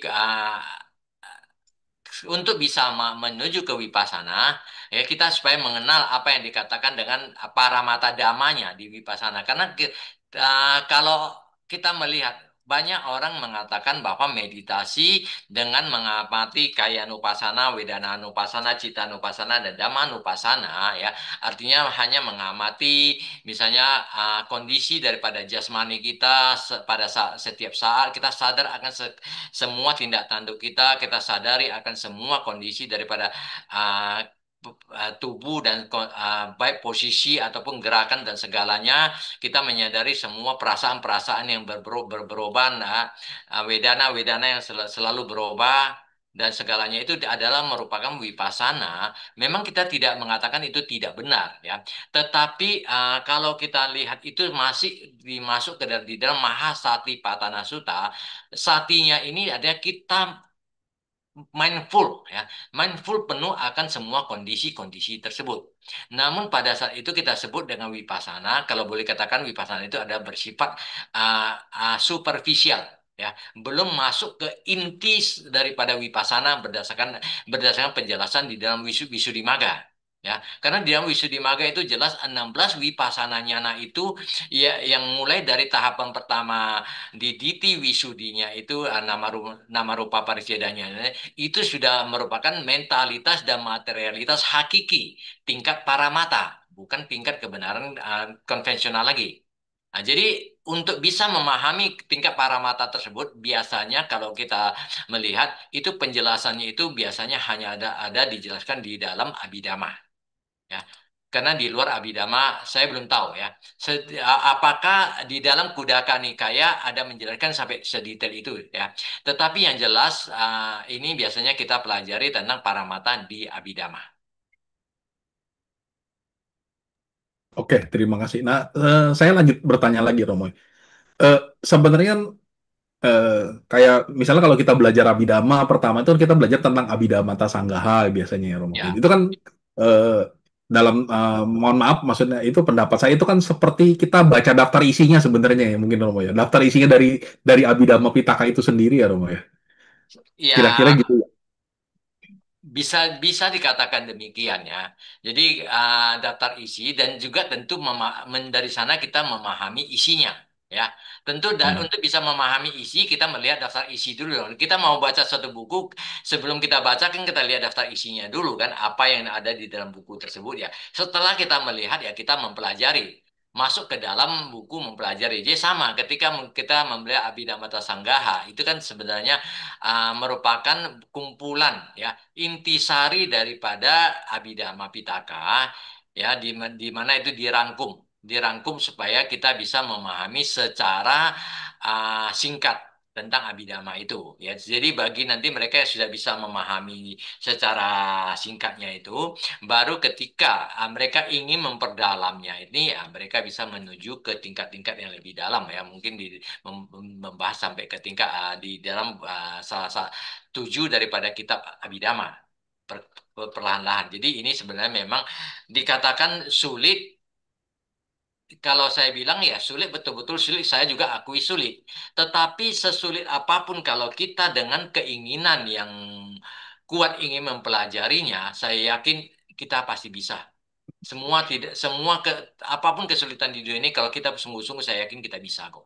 Tidak ada yang nggak bisa. Semua orang mempunyai. Sebenarnya kita kita manusia itu tidak ada beda kok. Kita dilahirkan dengan kondisi yang mempunyai ah, keadaan yang sebenarnya, ya, membedakan itu tentu salah satu kama kita. Memang dari segi kebijaksanaan di dalam Abhidhamma dikatakan ada perbedaan antara yang berakar dua tiga, ya, atau tidak tapi itu juga tidak menjadi hal yang mutlak bahwa orang misalnya dengan kebijaksanaan yang lebih lambat itu tidak bisa memahami. Bisa, mungkin butuh ekstra ekstra kerja yang lebih ekstra keras saja, pembelajaran yang lebih panjang aja saya rasa sebenarnya.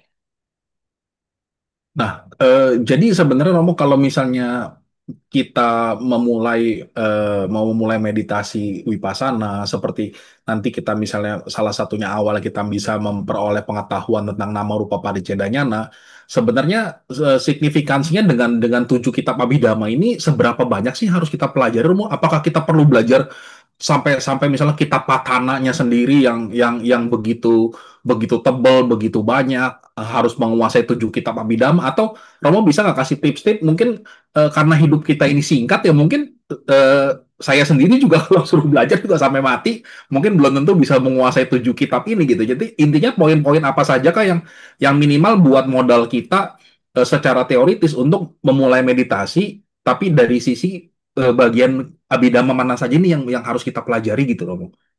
Apa kita Ah, perlu belajar tujuh-tujuhnya, atau mungkin bagian-bagian mana saja gitu yang istilahnya cara belajar smartnya lah Romo gitu gitu. ya, ya, ya. Sebenarnya itu bukan hal yang mutlak sebenarnya ya. Jadi artinya kita boleh bermeditasi, tidak mesti harus artinya tanpa belajar abidama kita tidak boleh bermeditasi. Tidak, kita tetap bermeditasi sambil kita mempelajari melalui bimbingan-bimbingan meditasi bagaimana konsentrasi itu berkembang. Kemudian kita mulai belajar abidama dengan mengenal mentalitas dan mungkin awal mentalitas dulu lah ya. Karena kita ketika meditasi kan kita mengolah batin ya. Jadi kita mempelajari tentang cita, cita sika, kemudian ketika kita meditasi, kita menyadari bahwa kesadaran itu yang berkembang. Nanti pada saat meditasi, bagaimana sebuah konsentrasi berkembang, kesadaran-kesadaran itu apa yang muncul di sana. Jadi ini kita secara perlahan-lahan kita berkembang bersama-sama. Ya. Jadi artinya kalau kita bagi yang mempunyai waktu, artinya mempunyai dia bisa bermeditasi lebih lebih intensif, kemudian dia mempunyai waktu untuk ketika di luar meditasi mereka juga bisa mempelajari secara perlahan-lahan nanti pemahaman-pemahaman akan berkembang, di mana perkembangan daripada pemahaman tersebut nanti ini secara apa akan membantu ya, membantu untuk dia menelaah ke dalam meditasinya. Kalau dia tidak langsung mengerti, dia juga bisa bertanya kepada guru ini bagaimana kemudian mencari mencari rujukannya kembali di dalam abidama. Ya, ini juga nanti akan menjadi sebuah landasan pemahaman dia akan berkembang sehingga dia akan lebih menjadi sebuah tuntunan yang lebih tepat ke arah dari mana perkembangannya itu akan lebih baik sih sebenarnya. Tidak mesti harus oh saya belajar tujuh kitab abidama semua baru saya bisa. Terus terang saya juga tidak menguasai kitab abidama semua secara keseluruhan ya. Saya juga mempelajari abidama berdasarkan kebanyakan karena saya dulu mengikuti Prof. Mentinmun. Jadi yang saya pelajari itu adalah The Essence of Buddha Abhidhamma. Jadi intisari daripada Buddha Abhidhamma itu sendiri. Dengan itu saja pun kalau kita menguasai itu dengan baik, saya rasa itu sudah sangat-sangat membantu untuk kita mengembangkan meditasi dan juga ketika kita belajar ke buku-buku yang lain, baik itu nanti Visuddhimagga atau buku-buku lain, ini sudah sangat membantu kok. Ya, tidak mesti harus seluruhnya. Jadi sambil belajar, semampu mana kita bisa belajar, kita belajar aja dan kita mencoba untuk dengan apa yang telah kita pelajari kita terapkan dalam kehidupan kita. Kita dengan meditasi kita coba mempelajari apakah meditasi saya sudah berkembang sesuai dengan pemahaman saya. Kalau ini masih tidak cocok ya kita cari rujukan-rujukannya. Ya, saya rasa begitu ya Romo Mulyadi. Oke, ini ada pertanyaan dari YouTube ya, Romo, saya izin Ya, saya oke, sampaikan. silakan. Nah, ini, eh, dari Seone, entah ibu atau bapak, dia Nah, bertanya, nyatanya memang susah Romo belajar, apalan semua dia bilang katanya ini. Bisa tidak Vipassana tanpa belajar Abhidhamma misalnya? bisa, bukan tidak bisa, bisa, pasti bisa. Cuma karena ketika seseorang meditasi vipassana, dia tidak mesti harus memahami abhidhamma memang ya. Tetapi kalau kita mencocokkan ketika seseorang itu berkembang, artinya dia mencapai tingkat kemajuan meditasi vipassana sebenarnya, apakah dia telah melihat yang namanya mentalitas dan materialitas itu secara benar? Ya, jadi tentu dia juga akan lebih sulit ya, kecuali dia di bawah bimbingan tuntunan daripada seorang guru yang di sampingnya sering menjadi dia tempat bertanya. Ya, dan juga terkadang ketika seseorang itu mengembangkan konsentrasi mereka, apakah dia sudah berkembang sampai ke tingkat mana? Ya, akan lebih sulit bagi dia untuk mengetahuinya. Tapi kalau dia memahami abidama, tentu dia lebih mengetahui kira-kira batin saya berkembang atau tidak. Jangankan di vipassana ya, kalau saya mengatakan untuk tingkat samatha saja, yang paling samatha saja. Ah, banyak orang yogi-yogi yang bermeditasi, ya, dikatakan dengan meditasi anapanasati contohnya saja ya, kita bilang anapanasati, tak usah sampai ke vipassana dulu.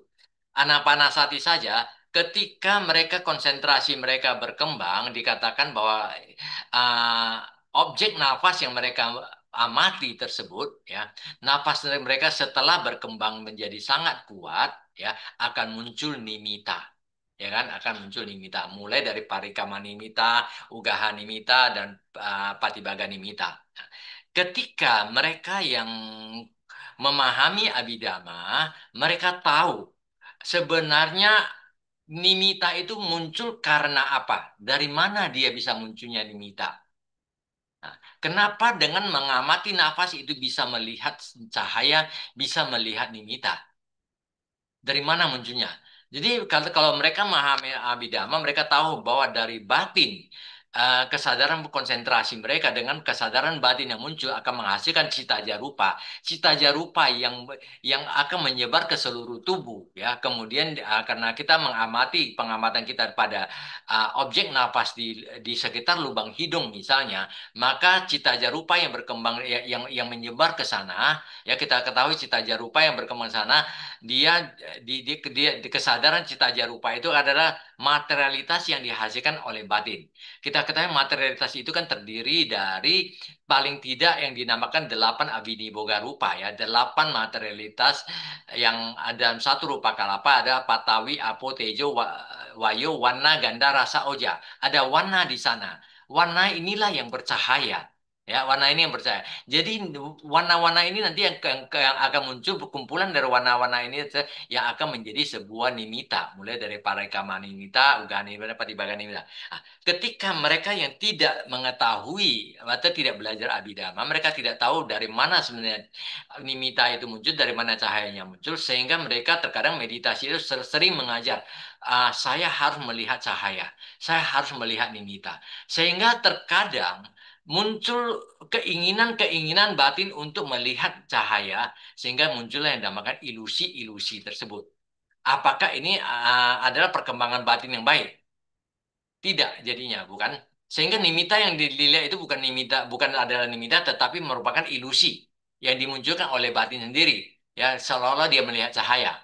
Nah, jadi di sini, kalau dengan belajar abidama, bisa minimal dia lebih mengetahui fenomena mental itu tersebut dan fenomena material daripada diri kita, sehingga mereka sedikit banyak punya pengetahuan. Oh, yang tadi yang berkembang itu apakah sudah nimita? Nah, kemudian kita melihat kembali, ketika kita bermeditasi, ya, kita mengamati objek anapanasati misalnya, ya, kita mengambil objek nafas. Ketika pada saat kita berkonsentrasi pada objek nafas, artinya kita batin kita terpusat pada sebuah objek yang baik, ya, dalam hal objek meditasi, artinya munculnya yang muncul adalah apa? Maha kusala cita, ya kan? Maha kusala, kesadaran yang bermoral, kesadaran yang berbaik, yang bajik. Ketika sebuah kesadaran yang bermoral muncul, faktor-faktor mental apa yang bersekutu dengan dia? Kita udah tahu bahwa di antaranya itu kalau di Maha Kusala Cita ada 33 sampai 34 fenomena mental muncul di sana. Ya. 7 diantaranya kita sering kenal dengan sabacita, sadarana cetasika, pasa, wedana, sanya, tetana, ekagata, jiwidendriya, semua bersekutu. Ya, witaka, wisara, adimoka, wirya, piti, canda, itu bersekutu ya 13 ini. Kemudian 19 sobana cetasika. Ya, mulai dari sakda, sati, hiri, otapa, aloba, adosa, tatra, majadata, ya. Kemudian ada cita lahuta, cita muduta, kaya muda, kaya menyata. Ketika munculnya semua faktor-faktor mental tersebut, cita lahuta, kaya lahuta, keringanan daripada mental, keringanan daripada jasmani, cita muduta, kaya muda, elastisitas daripada jasmani dan elastisitas dari faktor-faktor uh, batin tersebut. Sehingga hal ini tersebut apa? Keringanan, elastisitas yang muncul. Kita merasakan duduk kita menjadi nyaman. Ya, muncul kesenangan, muncul piti di saat muncul piti.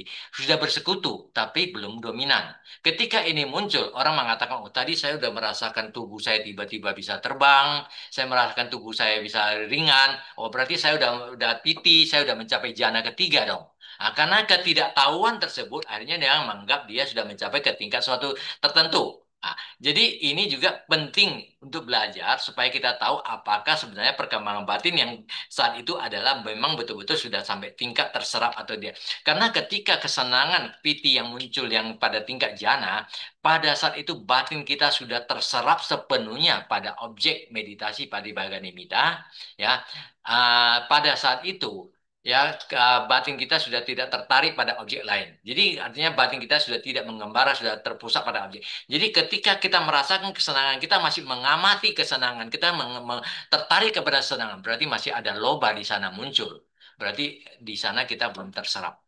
Nah, sehingga kita tahu sebenarnya kita juga dari sini kita juga menjadi sebuah patokan bagi kita sebenarnya uh, meditasi kita itu sudah berkembangnya itu benar atau tidak. Saya harus bagaimana?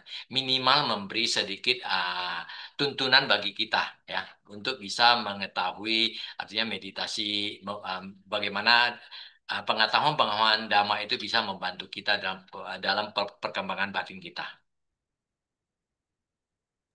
Oke, baik, Romo. Saya lanjut pertanyaan dari YouTube juga ya, Romo ya. Yuk.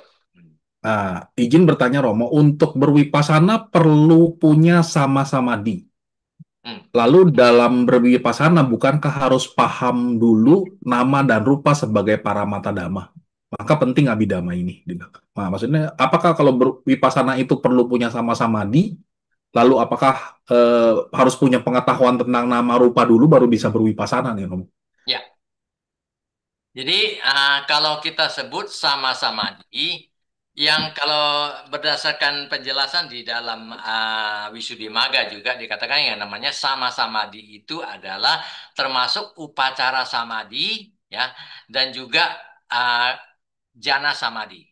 Jadi baik dari jana satu sampai jana keempat itu termasuk sama samadhi dan upacara samadhi juga masuk ke dalam kelompok sama samadhi.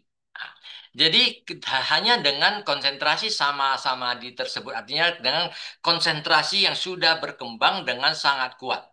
Konsentrasi yang mempunyai kemampuan menembus ke dalam kebenaran para mata. Baru kita bisa masuk ke wipasana. Jadi ketika seseorang yang tanpa mengetahui mentalitas dan materialitas secara teoritis, apakah bisa wipasana? Bisa, bukan tidak bisa, pasti bisa. Karena dengan sama samadhi yang dimiliki, apalagi landasan sama samadinya itu adalah jana keempat. Ya, jana keempat. Jadi dia masuk dengan landasan jana keempat. Jadi di mana konsentrasi jana yang begitu kuat tersebut ketika dia mengamati mentalitas dan materialitas, kekuatan konsentrasi itu sudah sangat kuat bisa melihat mentalitas dan materialitas berdasarkan berdasarkan lakana rasa pacu pada tanah dan pada tanahnya ya. Karakteristik manifest fungsi manifestasi dan sebab terdekatnya. Mereka sudah bisa melihat ke dalam tingkat tersebut. Memang mereka tidak menyebutkan mereka itu sebagai uh, mentalitas berdasarkan misalnya mengetahui uh, witaka, wicara atau mengetahui faktor-faktor mental enggak. Mereka mengetahui bahwa adanya suatu keadaan, mereka melihat ke sebuah kondisi batin yang begitu tajam ya yang muncul dan padam di mana di dalamnya ada faktor-faktor mental yang bersekutu. Jadi faktor-faktor mental yang bersekutu dengan kesadaran bukan mereka tahu bahwa ini adalah witaka, ini ada wicara, ini adalah piti, bukan ya yang bersekutu. Yang mereka tahu bahwa di kesadaran tersebut ada suatu katakan misalnya witaka yang bersekutu. Adanya suatu kecenderungan batin yang sangat kuat yang untuk mengarahkan batin pada objek. Nah, ini sebuah kesan yang begitu kuat. Kemudian adanya kekuatan daripada batin yang ingin menganalisa objek itu terus-menerus. Nah, ini yang dikatakan sebagai wicaranya misalnya. Jadi artinya mereka ketika seorang yang mencapai kewipasana seperti halnya di pusat meditasi di PAU di Myanmar, ketika orang awam sama sekali yang tidak mengetahui dhamma, bermeditasi dan mencapai vipassana, ketika mereka berhasil mengembangkan vipassana, di mana guru yang menginterview mereka, ya, yang menanyakan mereka, guru akan menanyakan bagaimana mereka mengetahui tentang kondisi-kondisi tersebut berdasarkan karakteristik yang muncul. Jadi bukan bukan bertanya apakah witaka muncul, apakah bicara enggak. Memang secara kalau kita mengetahui secara teoritis, kita akan lebih membantu kita dalam hal pemahamannya. Ya, mungkin pemahaman dan jadi mungkin dalam prakteknya kita akan lebih tidak kebingungan. Ya, salah satu cukup membantu dalam hal praktek kita. Jadi di sini tidak wajib bahwa tanpa mengetahui abidama seorang tidak akan vipassana, tidak boleh vipassana, enggak. Ya, tetap bisa, cuma kalau kita mengetahui damanya akan lebih mudah. Ibaratkan kalau misalnya tiba-tiba kita pergi ke suatu kota besar, sebelum kita memasuki kota tersebut, sebelumnya kita sudah mempelajari peta daripada wilayah tersebut. Ya, kita pelajari petanya. Ketika kita akan menuju dari satu tempat ke tempat yang lain, kita akan lebih gampang menuju ke tempat itu daripada kita yang tidak mempelajari peta. Dan kita datang dengan membadi buta ketika orang mengatakan, kamu pergi ke sana.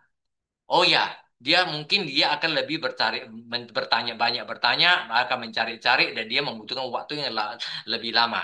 Ya, jadi artinya minimal secara teoritis ini teorikalnya itu akan membantu mereka di mana ketika mereka berlatih itu akan lebih-lebih memberi kemudahan-kemudahan bagi mereka yang untuk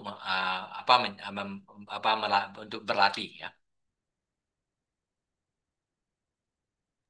Oke, Ya, baik.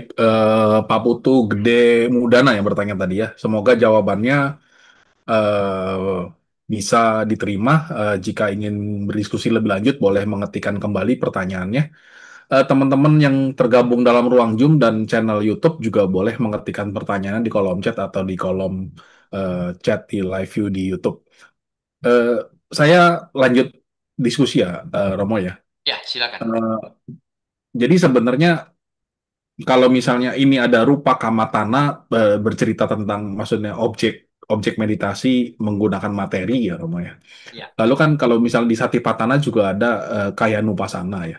Itu ya. hubungannya itu bagaimana antara keduanya ya Romo ya, antara kaya nupasana dengan rupa kamatana ini ya. Sedangkan kalau rupa kamatana ini kan tadi cenderung untuk bahwa kita sebenarnya untuk bisa melihat sampai ke para mata rupanya ini ya. Sedangkan kalau Mhm. kalau kalau misalnya di kayak Nupasana kan eh, misalnya cuma hanya mungkin tentang tentang apa tentang nafas lah sebagian besar lebih ke konsep kalau menurut saya karena bahasa Ya, suta ya ya, Romo ya.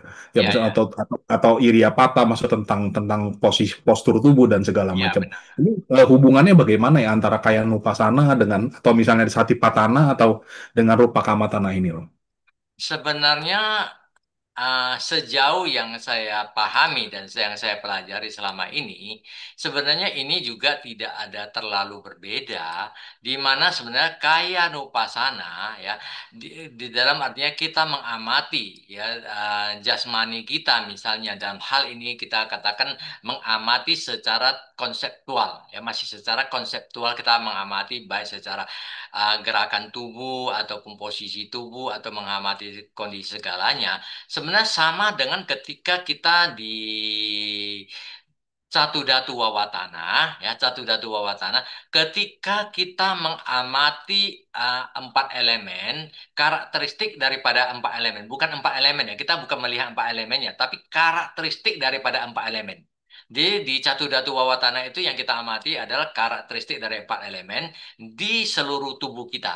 Maka sering dikatakan bahwa coba amati ke-12 karakteristik tersebut, ada yang kita mulai berlatih satu-satu ya. Dari satu karakteristik ke karakteristik berikutnya kita latih satu-satu di seluruh tubuh kita. Sering kita mengambil patokannya itu 32 bagian daripada jasmani. Ya.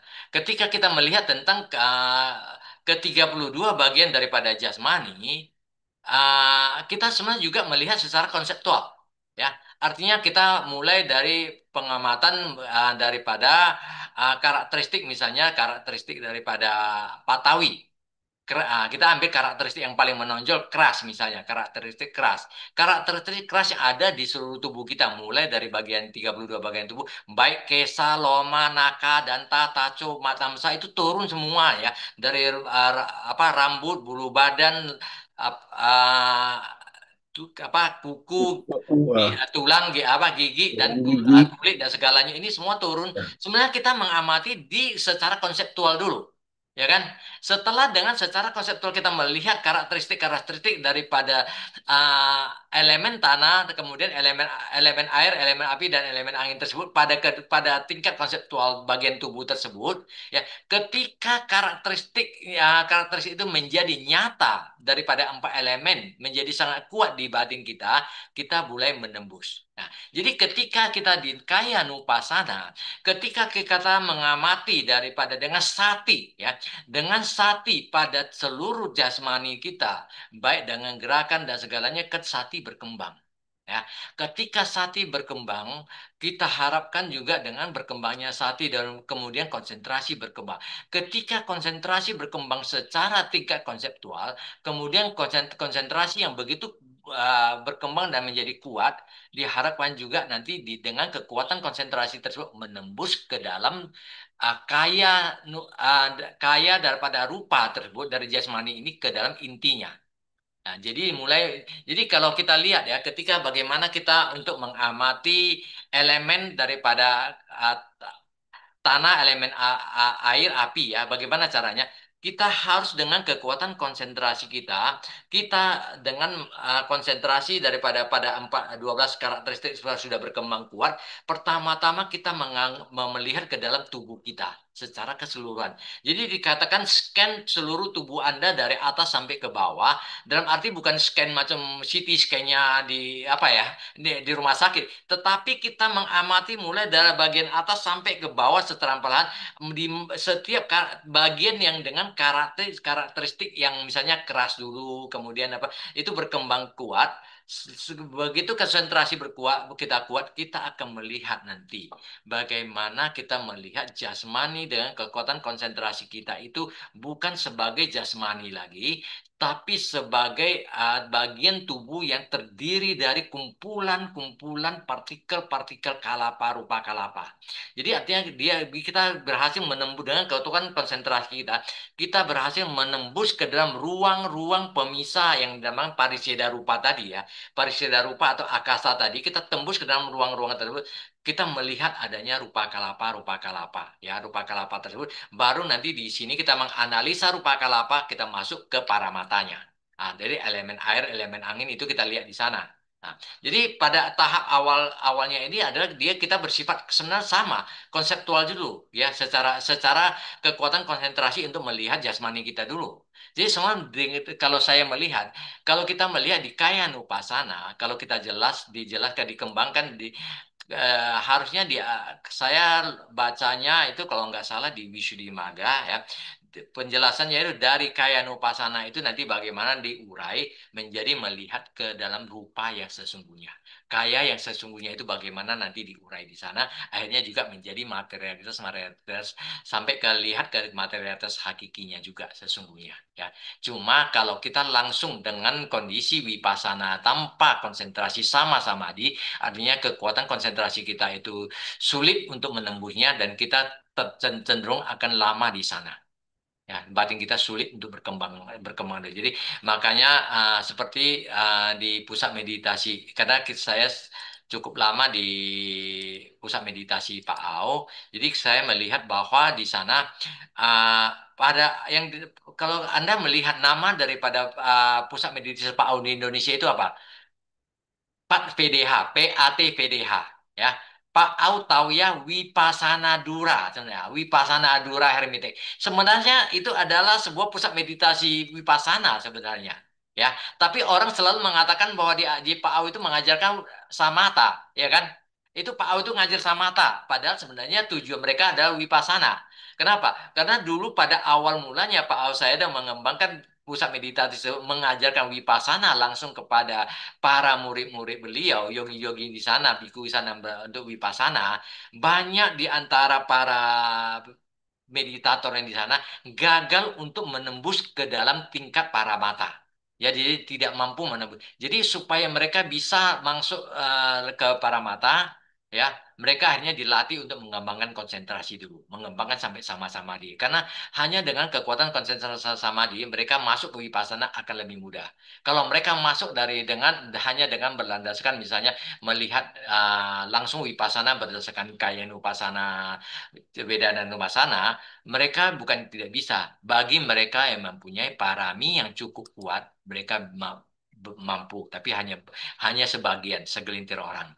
Ya, pada umumnya mereka gagal sehingga terakhir lebih dibimbing untuk mengembangkan konsentrasinya dulu. Ya, jadi mengembangkan sampai tingkat sama-sama di, baru dengan kekuatan konsentrasi sama-sama di, baik itu upacara samadhi atau jana samadhi, jana satu, jana dua, jana tiga sebagai landasannya, ketika masuk ke mentalitas ataupun materialitas yang begitu halus, mereka sudah mempunyai kekuatan konsentrasi ya untuk masuk ke tingkat itu.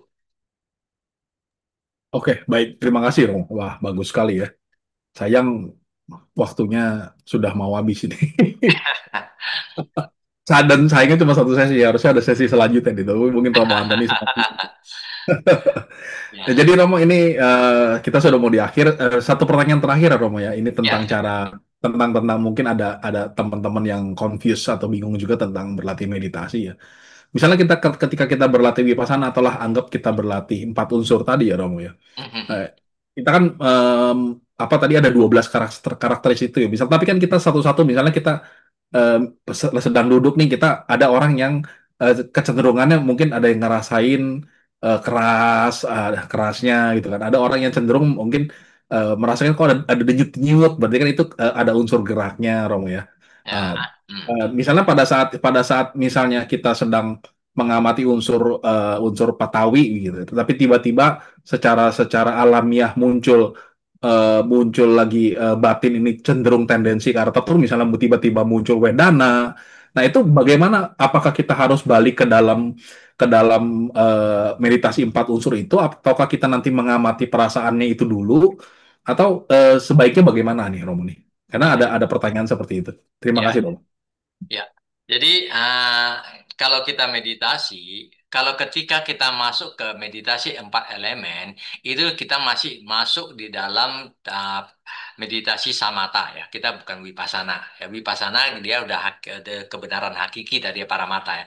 Jadi empat elemen karena kita yang lihat itu karakteristik dari empat elemen pada bagian tubuh. Jadi keempat elemen pada bagian tubuh. Jadi ini masih sebenarnya di samatha. Jadi ketika itu memang diminta untuk mengamati secara sistematis memang.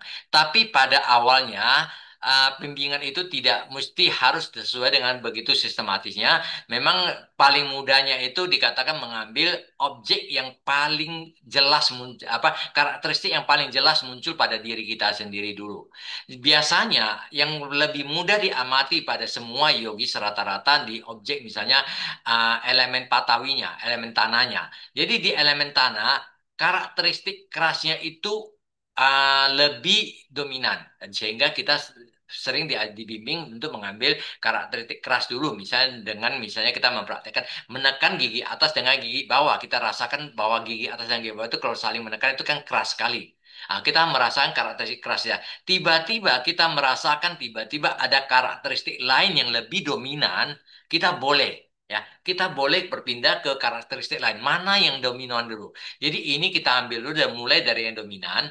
Ya kemudian setelah kita mencoba, ketika semua karakteristik ini sudah jelas bagi kita, artinya semua kita sudah sangat jelas, kita mulai menyusunnya berdasarkan karakteristik mana yang dominan ke yang paling tidak dominan.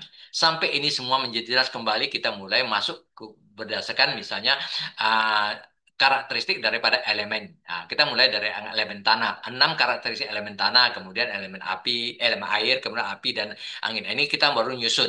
Nah, ini kita lihat pada 32 bagian tubuh dulu ya. Ini sampai jelas. Kalau ini nanti semua udah jelas di 32 bagian tubuh, katanya kita sudah memahami 12 karakteristik berdasarkan metode singkatnya.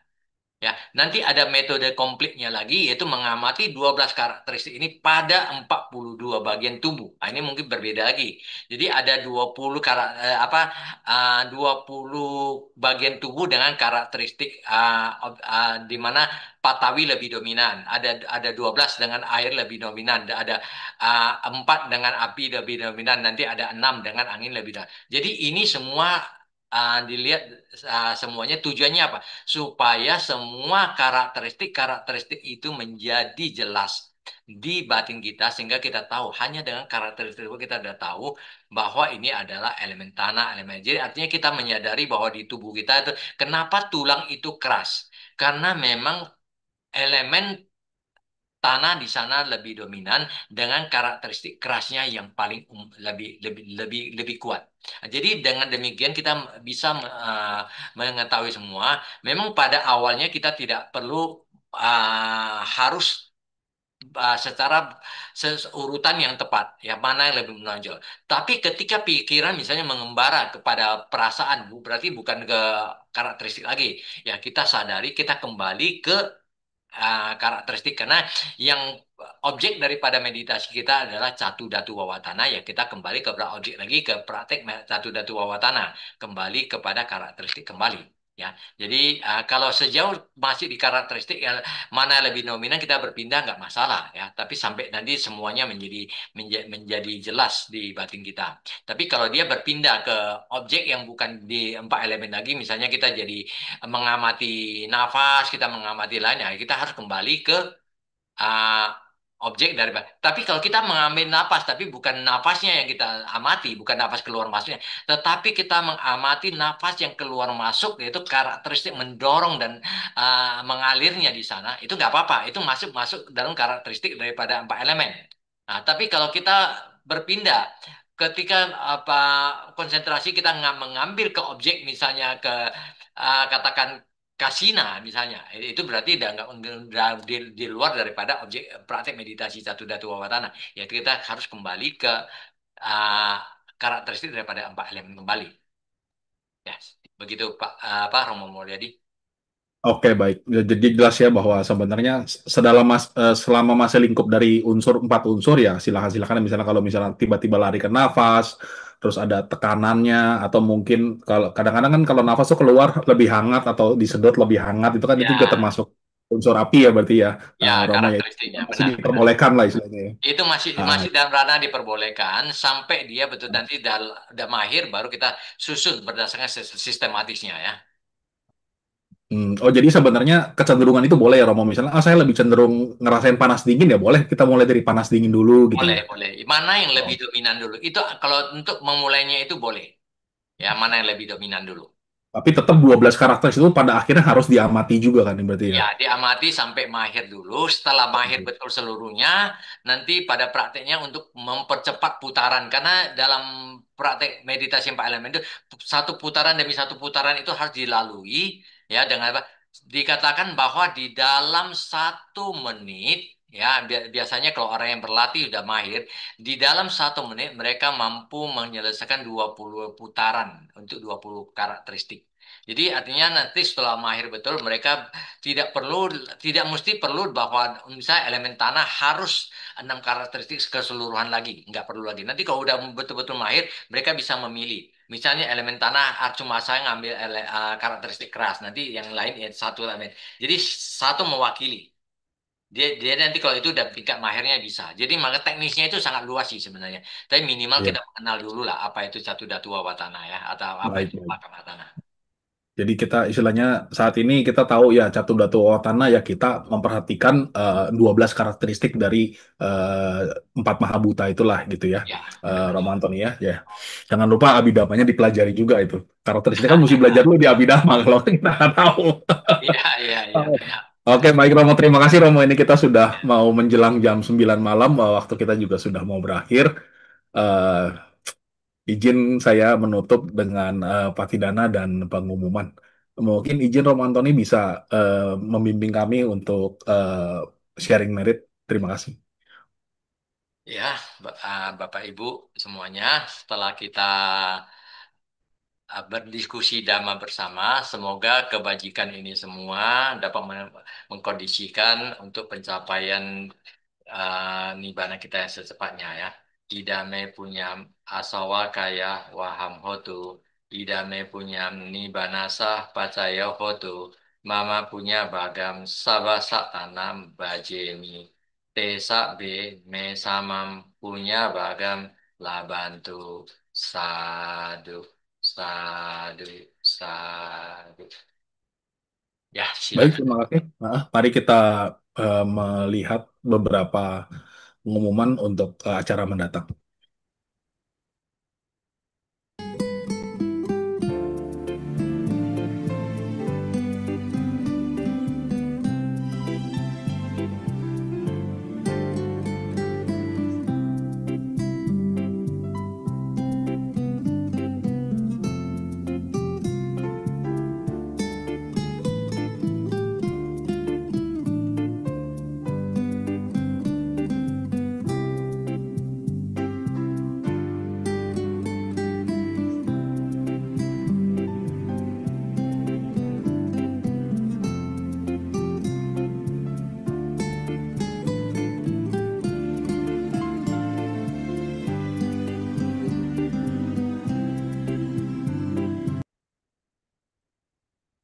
Ya, sekali lagi saya ucapkan terima kasih kepada Romo Antoni yang telah memberikan pengetahuan damanya tentang rupa kamatana ini, khususnya tadi meditasi, analisa terhadap 4 unsur yang mungkin kalau kita dengar mungkin terkesan rumit tapi sangat esensial ini, sangat esensial karena ini menjadi salah satu cara juga untuk kita bagaimana memulai meditasi untuk melihat bagaimana rupa itu sebenarnya dan yang paling penting adalah memahami tentang karakteristik bahwa rupa itu pun sebenarnya terikat oleh anicca, dukkha, dan anatta. Sekali lagi terima kasih Romo Antoni sudah memberikan sharingnya, menambah kebijaksanaan kita dan saya yakin ini akan bermanfaat bagi kemajuan batin kita. Sayang sekali hanya satu sesi, nanti kita undang kembali Romo Antoni untuk berbicara tentang abhidhamma dan meditasi. Semoga nanti waktunya bisa tercapai dan terkondisi. Sadu, sadu, sadu. Kepada teman-teman, Romo Ramani, Ibu Bapak, Saudara-saudari sedama, sampai jumpa di pertemuan yang mendatang, biasanya hari Senin dan hari Kamis. Semoga kita bisa terus belajar Dhamma, terus bersemangat, mengarahkan batin ke arah yang benar, tentunya mengarahkan batin ke arah menuju pencapaian kesucian dan merealisasi nibbana. Demikian apa yang bisa saya pandu diskusi kita pada malam ini. Sekali lagi, terima kasih. Sukihontu, Namo Buddhaya.